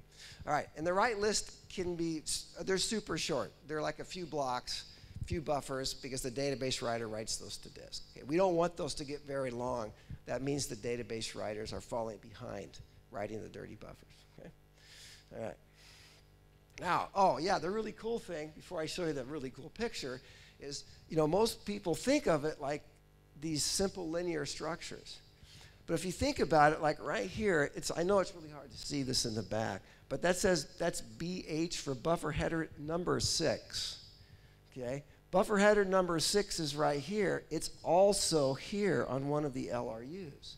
So it's like we have this buffer header, okay? It's on one of the cache buffer chains, but it's also on one of the LRUs, which means it really is much more interesting than that. It's more like a three-dimensional kind of thing. Now that's cool, right? And that's not so cool, but it's more useful to understand, and that's my favorite right there. Okay. I have a tool on my website you can download, and you can create these things. It's so cool, and that you can rotate them in 3D and zoom in, and it's, you know, have fun. I don't know how useful it is, but it's actually a lot of fun. All right. Okay, so that's kind of a little bit of background about what these structures are about before we get into the algorithms. Am I doing okay? You guys with me? I'm not talking too fast, right? Translators are good? Oh, I got it. Okay, good. All right, good. I like it when I can see them, because then I know how fast I'm going. Yeah. All right. So, okay, let's put this in perspective, all right? Because part of solving Oracle performance problems is understanding in kind of the life of a transaction or the life of a SQL statement where the friction is, where the stoppage is. So in order to be able to do that, we need to understand kind of the story that's involved in these processes. So let's start with a user process or a client process, such as SQL Plus or Toad, SQL Developer, or an application server process. And it has a connection that's related to a foreground process. Okay? Then the foreground process is able to read Oracle blocks from disk and put them in the buffer cache, and it is able to read and manipulate data in the SGA right here, and it has permission to do that. Or of course, the user process can't do that, because I can write a user process, right? And Oracle does not want me to directly manipulate the data in the shared pool. I could try, but that'd probably cause some problems. So the user process, SQL Plus, says, okay, I have this SQL statement, I have this text that needs to be run. So I'm going to take the text, I'm going to send it to the foreground process with an instruction to, first of all, parse it. And then, if I'm successful, execute, and then if it's a select statement, I will then fetch, right? Come on, parse, execute, and then a fetch. Okay? So I send the SQL statement to the foreground process, and it parses it. And this is all I'm going to say about parsing. It's kind of a horrible thing to say, but this is all I'm going to say about parsing. When parsing is complete, the SQL statement is ready to execute, and the information is in the library cache in the data dictionary. That's all I'm going to say about parsing. Okay? All right, now it's time to actually execute the statement. All right, this is what we are going to focus more on this. So I'm executing a SQL statement, and the data dictionary and the execution plan, through that I discover as a foreground process, because I'm a foreground process now, that I need to access a particular block. So my question is, well, where's the block? So I go to the cache buffer chain structure, and I say, hey, is the block I need already in the buffer cache, right? And it says yes. I'm like, oh, that's great. What's the address? So I get the address, I go over, and there it is, and I can access it. But that's too easy, and we would be done with the presentation too. So the answer is not going to be yes. It's going to be no. Okay? Is the block in the buffer cache? No. Oh, shoot. All right. Now I have to go get the block, and I got to put it in the buffer cache, but where do I put it? That's when I access the LRUs, because the LRUs tell me which buffer I can replace. All right? Okay. So that's kind of where this fits into the story. And when we talk about the LRUs, it's going to be more detailed. Okay, this is the slide I threw in. So how many are students? Did some students come in later? No? No, okay. I was so bummed out. These guys were so fun to talk to. All right, well, because when I was in school, I learned about hashing, right, and B-star trees and all that, but I had no idea, like, how does anybody ever actually use this kind of stuff, right? Well, when I talk about the cache buffer chains and it's a hashing structure, well, this is one of the things you learn in school right here, right? I'm looking for a particular block. I take that file number, block number, I convert it into a hash value, like in a SQL statement, we get a hash value from text, and then I take that and I create, it's an address, but you can say like, it was gonna tell me where to look in the structure for that block. Gonna create it into a hash value, and then it's gonna basically tell me where to look for it. Okay, and you say, I'm gonna hash, you actually say the words, right? I'm going to hash to a bucket. And so if this block is anywhere in this entire structure, it must be on the chain right here, in this case on bucket number 5. Right? Now we can see that it's not there, there's nothing there, right? But of course a foreground process can't. It can't see like a three-dimensional perspective. So it has to go to this bucket 5, it has to get permission to scan the memory structure, which means it must acquire the associated latch. Once it does that, then it can start scanning. And it's going to say, hey, are you my buffer? Wait, there's nothing there. That means the block is not in the buffer cache. Okay, now I need to go to the LRUs to figure out where I can, or what block I can replace. Because I'm going to have to get the block from disk and put it in the cache. All right. All right. How are we doing on time here? We're barely doing okay. Okay, I'm going to talk through, you can download all these slides from my website, because I'm going to skip through some of them because there's a lot of text and you won't remember that, and it's no fun reading text to you guys anyways. You know, it's not like a bedtime story, right? It's like, oh, Craig, thanks, read to me about Oracle. No, it's not like that. All right, so if you ever want to know how many LRUs you have, that's how you tell right here. Okay, and so there's not that many. In this system, there's not that many, okay? Remember, every Oracle memory structure, before we can access it, we must acquire what's called a latch, okay? Or a mutex if it's in the library cache, okay? But think of a latch like a token. Let's say this token is associated with a particular, linked list. Okay, well, I will have to acquire this, and I will repeatedly ask for it until I get it. And if I spin like too many times, I will back off and sleep. I will wait back up, consume more CPU trying to acquire it again until I get it. Once I get it, then I can start accessing the memory structure. But I can't do that until I get the latch. That's kind of the gatekeeper. That gives me permission to access that.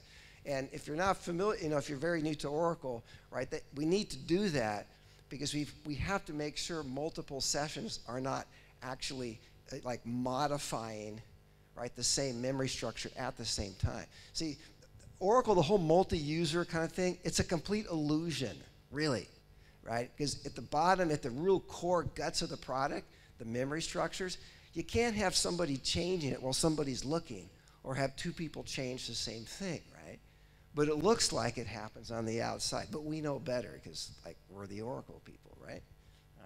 All right, so that's how you find some of that out. Now let's get to the fun stuff. This is the best part of the whole presentation here.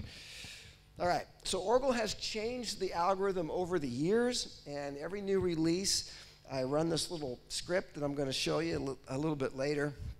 And Oracle used what they call the standard LRU, and I'm not going to get into that. Then they modified it, so they call it a modified LRU. And then they modified it again, and that's what the documentation says. But what we typically call that is the touch count algorithm. Okay? And the reason it's called a touch count algorithm is because in $BH, there's a column called TCH for touch count. And that value loosely represents the popularity or the value of a buffer, individual buffer in the buffer cache. The higher the touch count, the more popular the buffer is. Kind of makes sense. Okay, that's the good news. Okay, the bad news is if it's popular, it gets reset to 0 every once in a while. Okay? So that means you can't just take a snapshot of the buffers and say, okay, the buffer with the highest touch count is the most popular. No, because what if the most popular just had its touch count reset to 0? Okay, so that's something to keep in mind if you think, oh, I'm going to write some really cool SQL scripts to find the most popular. But no, it's not so simple. You have to sample repeatedly to do that. All right. Okay, so some things that we got to talk about. Okay, each LRU, and there's multiples, okay, will kind of look like this, or we virtualize it like this, okay? It's made up of buffer headers, and remember, each buffer header points to a buffer on disk. Each buffer header points to the block, right, that it's associated with, and the buffer headers tell me, you know, the previous and the next pointers, okay? So it's full of pointers. That's kind of what it is, okay? All right, each LRU has what's called the LRU end of the LRU. Yeah, if you're new to Oracle, you know, if I repeat it, it's going to sound just as ridiculous as it sounded the first time. Okay. This is the MRU end, or the most recently used end of the LRU. And generally, right, the more popular buffers will stay over here, and the non-popular buffers will kind of be over here. But that's not, you can't look at it precisely like that anymore, and you'll see why here in just a minute. Okay, so in this touch count algorithm, by default, there's a 50-50 split right here. So like right in the middle, or like I'm blinded right now, this will be the midpoint. So the buffers over here are called the cold buffers. Rocket science, right? Because this is the cold region. And then these are going to be the hot buffers in the hot region, okay? All right, so let's go. I'm going to like talk through the next like 6 pages or something like that. So this is where I have to watch my time. I'm getting short, I can tell. I only have like 15 minutes. All right, you guys ready? This is the fun part. Okay. You ready? Okay, good, good. All right, so I'm a foreground process. So if I had the right T-shirt on, I'd have a big F in G for foreground right here, okay? But I don't have that, so you have to imagine this. Oh, you also have to imagine there's a big LRU right here. Can you see the buffer headers? You got to be able to picture this in your mind. Otherwise, you'll go to sleep, okay? So you have to kind of get into this.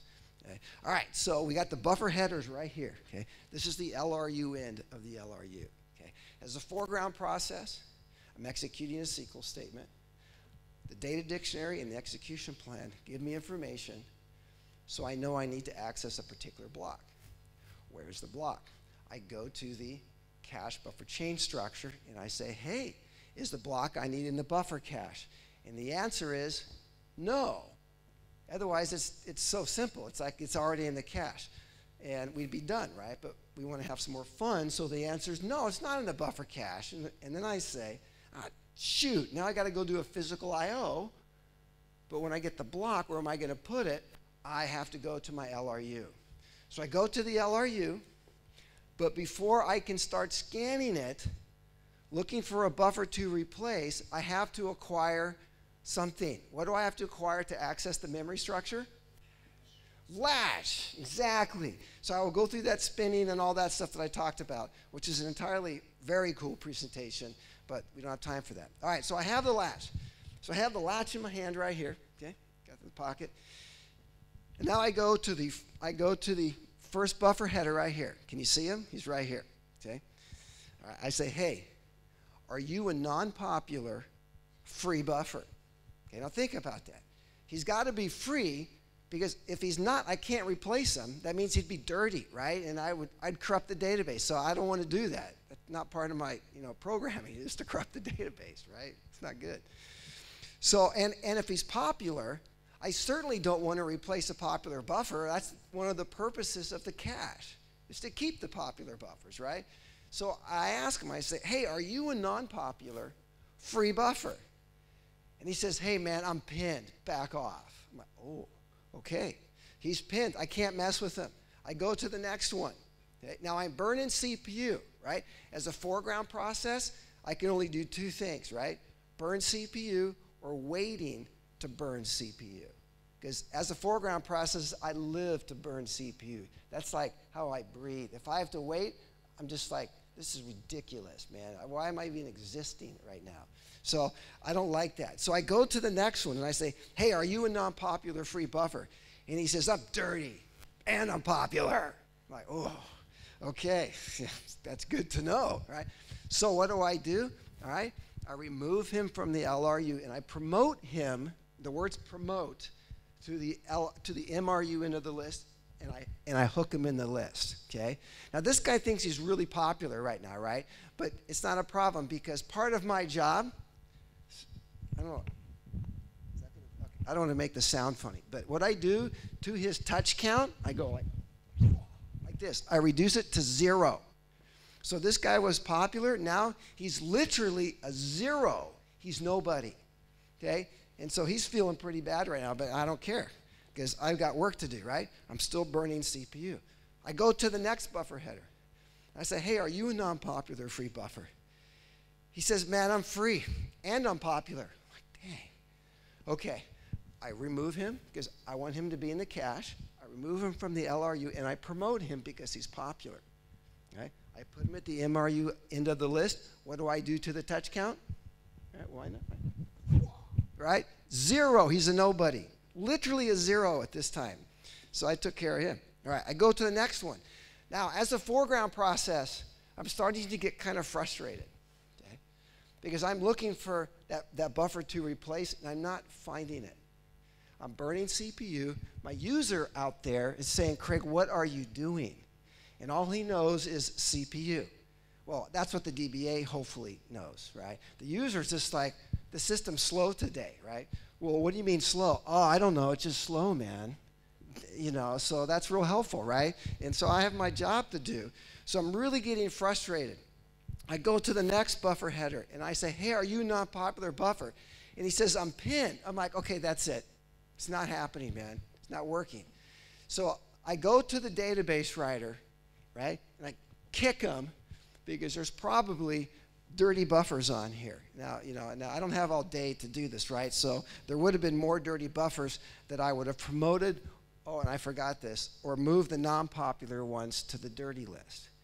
So it's very, very likely that the database writer is not able to remove the dirty buffers fast enough for the rate which foreground processes need free buffers. So what I'm going to do when I get super frustrated, okay, and this is key to the entire presentation, okay? All right.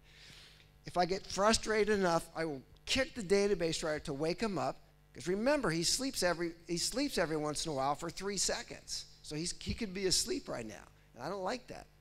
And then I'm going to stop, and I'm going to yell out, free buffer wait. That's the free buffer wait, right?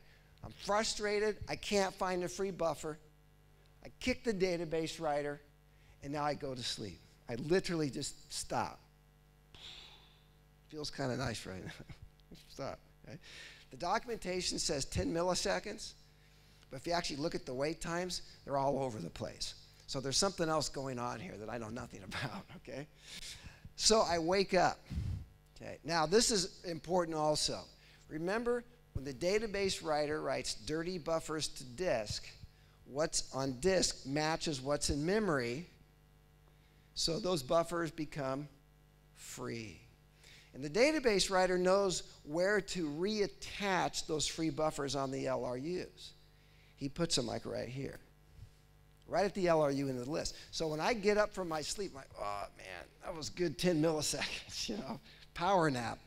And now I go to this free buffer over here, and I say, hey, are you a non-popular free buffer? He says, man, how'd you know? I said, well, I just figured the database writer's doing what he's supposed to do. And he is, and so I pin him, okay? All right. Now, I'm not quite ready to do that yet, though, because I forgot a couple things, all right? All right. I forgot the non-popular dirty buffer, right? Are you a non-popular free buffer? He says, I'm dirty, and I'm not popular. Okay, clearly, he does not belong in the buffer cache. He's not popular, and he's dirty, so he's useless to me. So I remove him from the LRU, and I put him to the write list, which the database writer will eventually make him free. Okay. Now, I've skipped a bunch of stuff here, but I want to mention this because this is it's easy to get this mixed up. When the database writer writes, it's not like an ice cream, ice cream scooper. I don't know how to translate this, but you scoop ice cream out, right? You literally like remove ice cream and then you put it in your dish to eat it, right? So the database writer does not do that. The database writer does not scoop out rows and throw them to disk. It copies what's in memory, what changed, to disk. It makes it free. The rows are still there, right? If it scooped out the data, then it would be like empty and it would be completely worthless to everybody. So there's no scooping, right? It's a copy. That's important to understand that. Okay. I think that's that part. Okay, we're doing okay. You guys with me so far? Everybody good? All right. Think you're going to remember this? Yes. What's this? That means yes, right? Okay. So let's do it a different way. Now I take off my foreground process shirt and I put on my buffer header shirt, right? So I'm a buffer header here, and because what happened, remember when I said I pinned that buffer header? So I pinned them. So it's like, gotcha. Okay, now I am able to pour out the water and put in Coca-Cola, which is a new block. Okay, so what I'm going to do is I'm going to take that, I'm the buffer header, so I've been like, whoa, I've been pinned, and I'm like moving, like I'm being moved by the foreground process, and he puts me in the middle right here. So I'm like, boom, I'm on the LRU. Okay, that's where I start, and as a buffer header, I point to a buffer right here. Okay, but the content is going to be replaced, right, by a read from the I/O subsystem. Okay, now being in the buffer cache is pretty cool. Okay, as a buffer header, that's where I want to be, right? And if I was going to open up a club, right, I would call it the cache, right?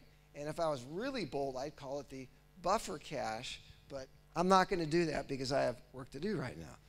So I'm standing here, I'm pinned right here, and now what's going to happen is the foreground process is going to do that physical I/O.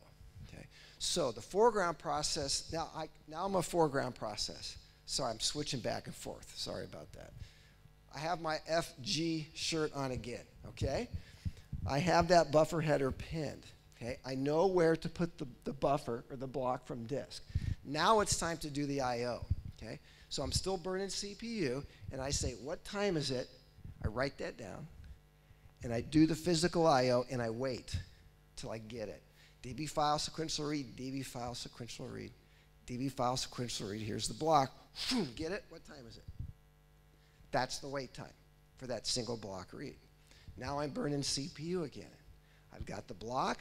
I know exactly where to put it because the buffer header points to it. It's in the cache. And now I can access it, and so can you. Pretty cool. Okay. It gets even better than that because let's say that you needed to access that same exact buffer. Okay, the same buffer that I'm going to access for whatever reason.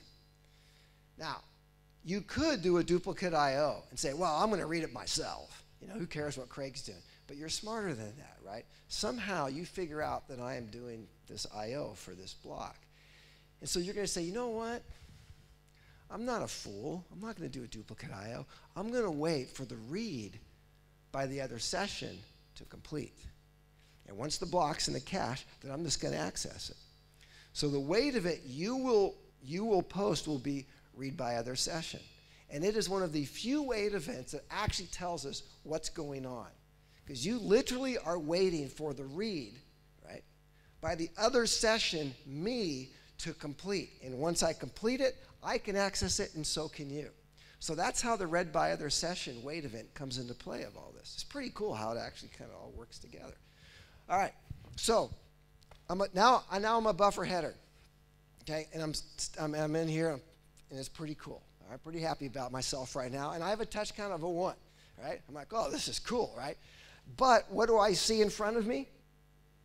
A foreground process. the big FG, right? And I'm like, uh-oh, he's going to ask me, am I a non-popular free buffer? I want to be popular because I want to be in the cache because that's the place to be, right? So I'm walking here. Oh, and as other buffers get moved into the cache, right, that's going to naturally move me down the LRU. As other buffers get promoted, that will push me down to the end here. So it's like no fault of my own. I will naturally just start to kind of migrate to the LRU end, or the LRU end of the LRU. Okay. Uh-oh, that's my timer. All right. So as I'm migrating here, I get touched because I'm a popular guy, right? So it's like ding, ding, ding. And then the foreground process, hey, Craig, are you a non-popular free buffer? And I said, I'm popular. And really, you and I both know free or dirty doesn't make any difference at this point. It's all about the touch count, man, all about the touch count. So I get promoted. I'm feeling pretty good about myself. And I do the buffer swagger. Sorry, I get carried away here. So I do the swagger, and I'm feeling pretty good about myself. And then what happens to my touch count? Right? Down to 0. I'm feeling really good about myself, right? All of a sudden, I'm a total 0. Right? My life sucks. It's horrible. I'm a buffer header. Nobody likes me. I'm a 0. But as I live in the cache, I slowly start to migrate down here. Hopefully I get touched. But it really doesn't make any difference yet because when I cross the midpoint, touch count gets reset to 1. So now is when it really counts. So now I'm hoping like somebody touch me. Somebody, boom, ting, ting, ting. I got touched. What's your touch count? It's 5. Okay, whew, made it. And so now I get promoted again. I'm feeling really good about myself. What happens? Oh, touch count down to 0. I'm a stinky nobody, you know. And you go through this like emotional roller coaster, right? Forever, as long as I'm popular, I get promoted, touch count down to 0, I get touched, promoted. As long as I keep getting touched, I can stay in the cache. Okay? So that's kind of the life of the buffer header right there. I don't know, I guess it's a good life. I don't know, whatever. I get too carried away. All right, so that's kind of how it works. Do you guys believe me? I wouldn't believe that either, okay? So what I did is I wrote a cool little script here, and I'm going to go over this really, really fast. And the answer to what I'm going to show you here is on the next page. So don't take a picture of it, okay? And you can download this. This is a timeline right here.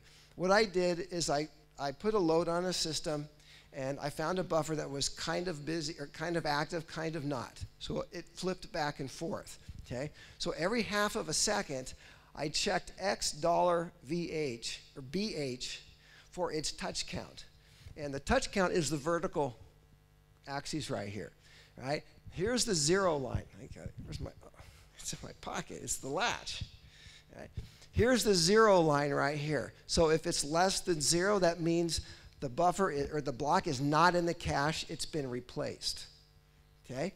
If it's 0 or greater, it's in the cache. All right, so now remember the whole story here, like the demonstration and how this relates to what you're going to see here, because this is actual Oracle running right here, not just me making this up, okay? So we start with this buffer header, this buffer, touch count is 5 right here at the top, okay? All right, so it's kind of like I'm right here, my touch count's 5, I'm feeling pretty good about myself, right? Yeah, I'm popular, I get promoted, what happens? Touch count goes to 0. I'm like, oh, that sucks, right? And then what do you know? I cross the threshold, touch count 1. Uh-oh, somebody touched me. Somebody touched me. I get replaced because I'm not popular. I get replaced. But then just a little bit later, boom, somebody said, hey, Craig, I need you back in the cache, man. I'm like, oh, cool. So I get brought back in the cache at the midpoint, touch count 1. And then life is good because it's like, ding, ting, and I'm popular. So what happens? I get promoted. Touch count goes to 0. I'm feeling pretty good. Well, I'm not now, but I'm hoping I'm going to get touched. Sure enough, I cross the threshold, touch count 1, ping, ping, ping. I get promoted, touch count goes to 0. And so you can just kind of see as I go out of the cache and I come back in. So when I get a new version of Oracle, I run this little script and I plot that, and I should be able to detect if something very significant has changed. Because I don't know anybody in Oracle that's actually going to tell me this, right? And it still is there's still a lot of things that could be changed, and this would not detect that. All right. Okay, we're gonna end with this, and then I'll kind of tell you what the final slides say, and if you're really interested, you can just look at it yourself. Okay, free buffer weights. Remember how free buffer weights started, right? I went to the cache buffer chain structure and I said, hey, is the block I need in the buffer cache? And the answer was no. So there was a need for buffer replacement. See, if there was no need, I would go straight to the buffer cache. I wouldn't do any of this LRU stuff. But I had to do the LRU stuff because I had to find a non-popular free buffer. Why? Because I'm going to do a physical I/O read. And before I do the read, I better have a place to put that block. So there has to be a need for buffer replacement. Okay. So if I free buffer weight, I will try to reduce the need for buffer replacement. All right. How can you do that? Maybe a bigger buffer cache. Maybe you tune the really crappy SQL that's doing all those physical IOs, right? How about I have a faster IO subsystem? See, there's multiple ways we can attack this just on the need for buffer replacement. It's very easy to find the SQL because it is the high-consuming physical read SQL. It has to be there. It cannot hide, right? It has to be there. If there was no physical IO SQL, we would not be scanning the LRU. We could not get a free buffer weight. It has to be there. You will find it. If you can't, email me, all right? And I'll find it for you. Just click, and you'll see it. It's easy. Okay, the other one is that there is almost always DML. Now, I didn't have time to really spend a lot of time here, but usually what happens is that there's DML, and these buffers get really dirty right here because there's so much DML. And so the foreground process is unable to find that free buffer quick enough because not only is it promoting buffers, right? Buffers are pinned, but there's a lot of dirty buffers, okay? And so there will be some DML SQL. I've never seen free buffer weights without there being DML SQL, okay? So find that, okay? You'll be able to find it. Now, you can't go to users and say, stop changing so many blocks, right? It doesn't happen that way. So maybe it's a batch process. Maybe you can modify the workload. Don't know, okay? So that's a tough one, okay? What's usually happening also is the database writer is falling behind. There's so many dirty buffers, it literally cannot pull those out of the LRU fast enough and write them to disk to make them free. All right. So if the database writers are falling behind, what do? Right? It's not a rocket science thing here, right? You add more database writers. I mean, it's that straightforward. Unless there's an IO bottleneck, right? The same kind of thing. You don't have a bigger buffer cache if you don't have enough operating system free memory to support that. You don't add more database writers if there's already an IO bottleneck, okay? If you do that, nothing will happen other than it could get worse. So you need to understand what's happening at the operating system, okay? So, usually what happens is that if you can significantly just change one of these three, you can get rid of free buffer weights, okay? It's like a chair with 3 legs on it, right? And if you just kick one of those legs, the free buffer weights fall over, and you beat it. You win that game. Or that round, how about that? Okay? So what I just talked about is kind of detailed in here. Here's an example of how to resolve the issue. And let me go back a second. I did a little video on YouTube showing you how you can create free buffer weights, how simple it is. But understanding how something is created gives you a lot of clues about how to uncreate it, which is resolving the problems. So and I detail how to do that. It's a fun little video. At least I think it is. All right. Just so you know here, when I added more database writers, there was no decrease in free buffer weight percentage right here. 20, no change. a tiny increase in block changes per second, a tiny increase in logical IOs per second from our baseline. That's because there was an IO bottleneck. And I tried to add, and I added database writers anyways, okay? All right, that's it. More info on my blog, on my website, and I do a bunch of training on this kind of stuff. Buy my stuff. Thank you for listening. All right. Have a good rest of the conference. All right. They cut me off already. That's brutal. All right. So I think I'm the last speaker, at least in this room, and there's 2 other sessions going on right now. So I think there is like a closing session. Yep. There is. Okay. So stay put. There's something really good's going to happen. I don't know what, but all right. Okay.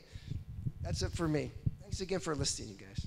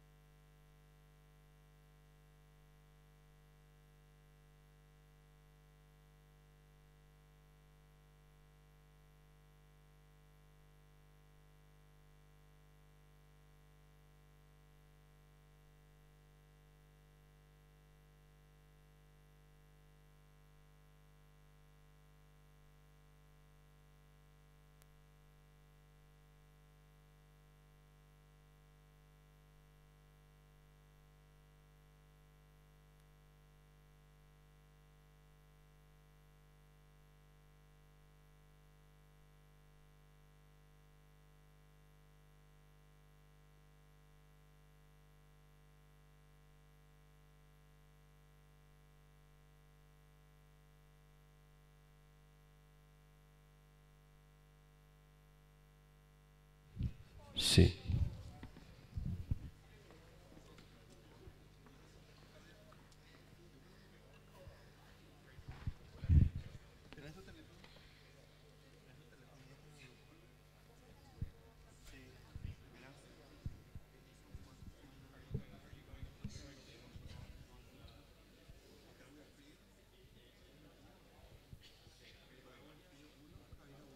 Pero muchos regalos más.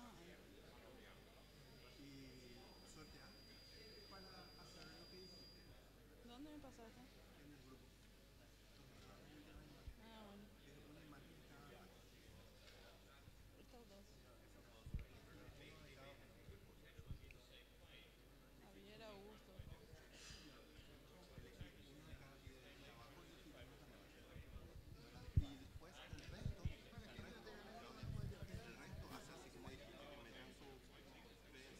¿Y en dónde? Trae un papelito. ¿No hay? Ah, en su credencial. Para los que no saben, pueden darle un retweet a nuestras publicaciones y de ahí vamos a sacar para los sorteos. Bien, terminamos nuestro primer OTN Tour. Muchísimas gracias, un público maravilloso. Superamos las 250 personas, 3 salas simultáneas, 28 sesiones. Mil gracias a todos. El próximo año esperemos que sigamos con más speakers, con más participación. En las últimas sesiones aparecieron casi 15 personas. Estoy muy orgullosa. Paraguay está en alto. Gracias a todos por venir. Y esperemos que haya otro OTN el próximo año. Tenemos el ODT el 8 de noviembre. Anótense, por favor. No vamos a tener la misma cantidad de speakers, pero tenemos también speakers internacionales que van a venir, expertos en Java, PL, SQL, y esperamos también que asistan. Muchas gracias.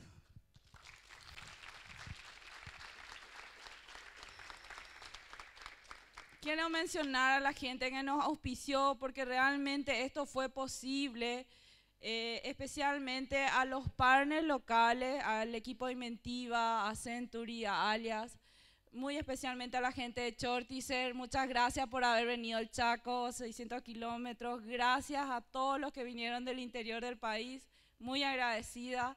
Y espero que les haya gustado todo lo que prepararon los speakers para ustedes. Así que gracias a todos, mil gracias.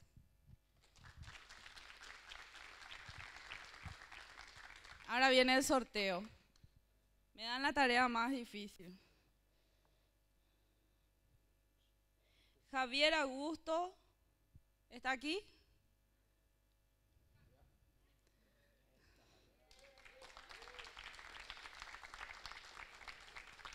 Siguiente, Lumisol.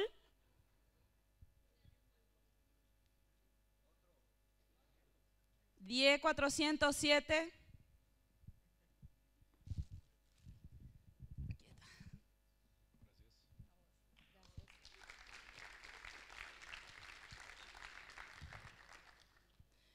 Bueno, tenemos unos cuantos pendrive que trajo gente de Oracle. Ricardo González, muchas gracias. Así que tenemos, ¿cómo podemos hacer esto? La única forma es que nos presenten sus credenciales y hacemos un pequeño sorteo porque no hay para todos. Así que si se animan, hacemos un ratito y después ya les libero para que puedan ir a sus casas.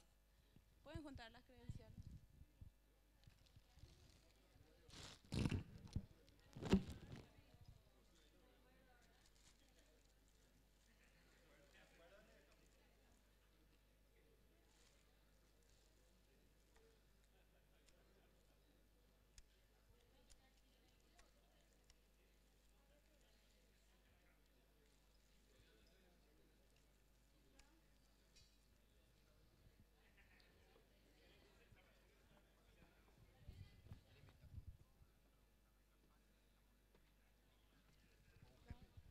Les invitamos a todos a darle me gusta a nuestras páginas, Oracle User Group y OGPI, síganos en el Twitter.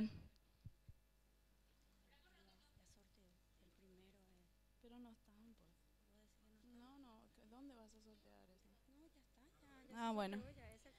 El termo es para Cristian González. No, ese es aparte. Este es un premio de inventiva. ¿Está aquí Cristian González?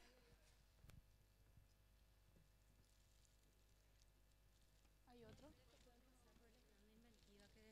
Ah, bueno, ok. Este después vamos a ver. Ahora. ¿Puedes sacar uno? Perdón. Le va a sacar uno. Muchas gracias.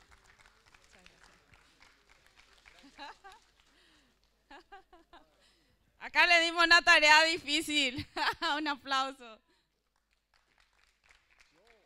Joel García. Dale otro.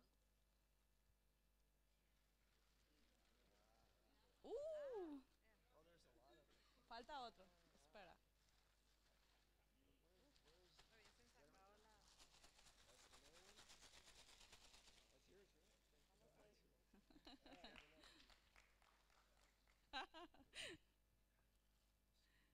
Oscar López. Ese está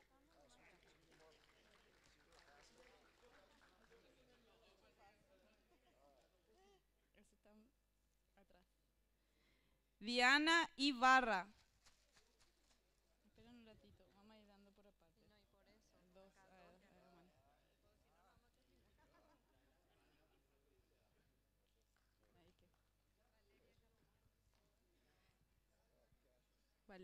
Valeria Capra.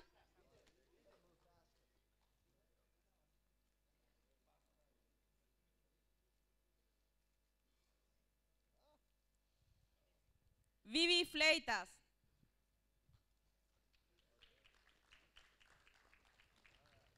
Todas mujeres. Okay.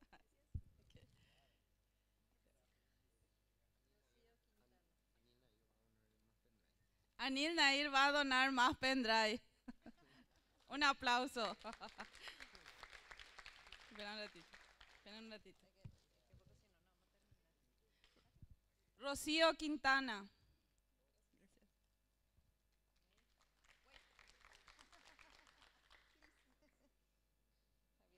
Javier Mesa.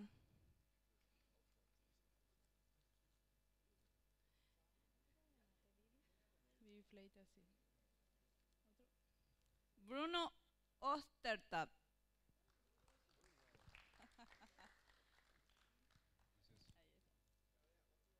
Otro era. El fotógrafo no. Sí, puedes llevar.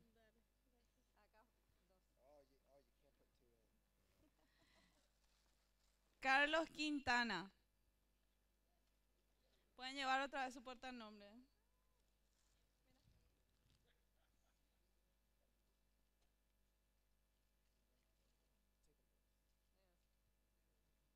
Ruth Lovera.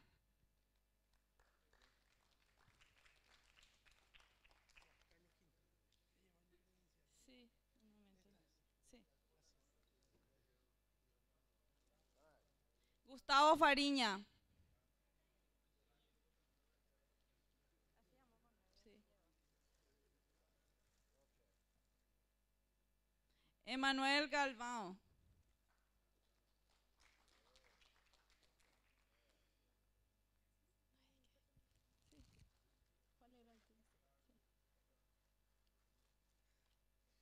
Juan González.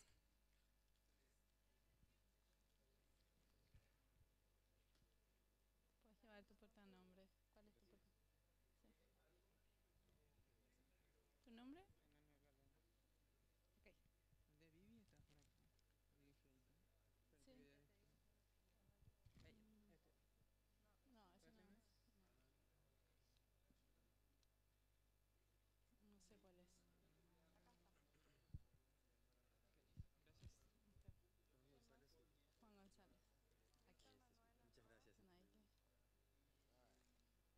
Víctor Almada. Hoy está de parabéns.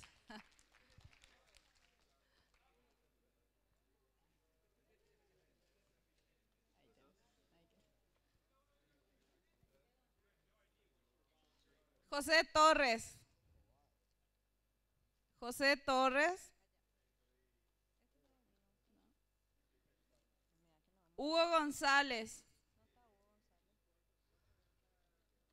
Parece que van a recibir todos los premios. Menos lo de Chortizer. Pablo Sosco. ¿Ese es tuyo? No. Ahí. José Torres.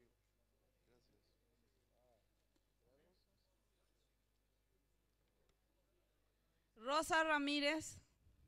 Tenés que remover más.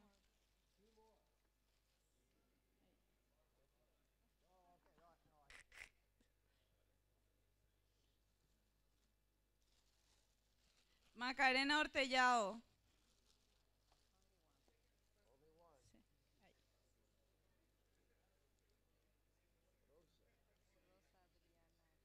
Todas mujeres.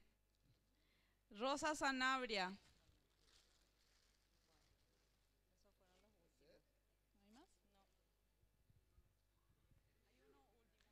Bueno, hay un último regalo.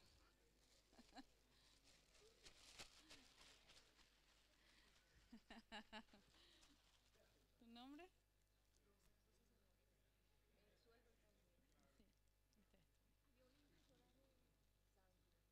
Ese ya se imprimió ese sorteo hace rato. Ahí.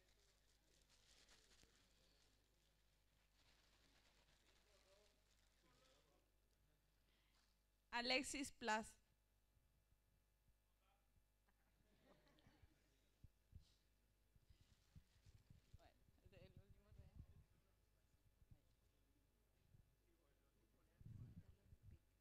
Bueno, el último también. Dale hoy, yo voy a despedirme. Gracias por venir.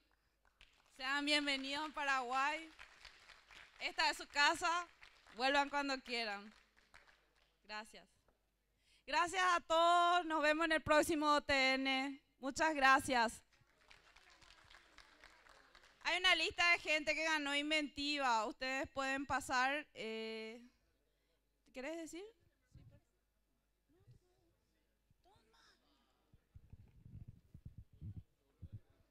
Martín de Estéfano, Carlos Abel Céspedes, Joel Cancia, Doyi Irala, Karina Insfram, José Cardoso, Sergio López, Juan Carlos Paniagua, Jorge Alberto Méndez, Daniel Estigarribia, Gerardo Cáceres, Óscar López Rivas, Santiago Menden, Miguel Ojeda.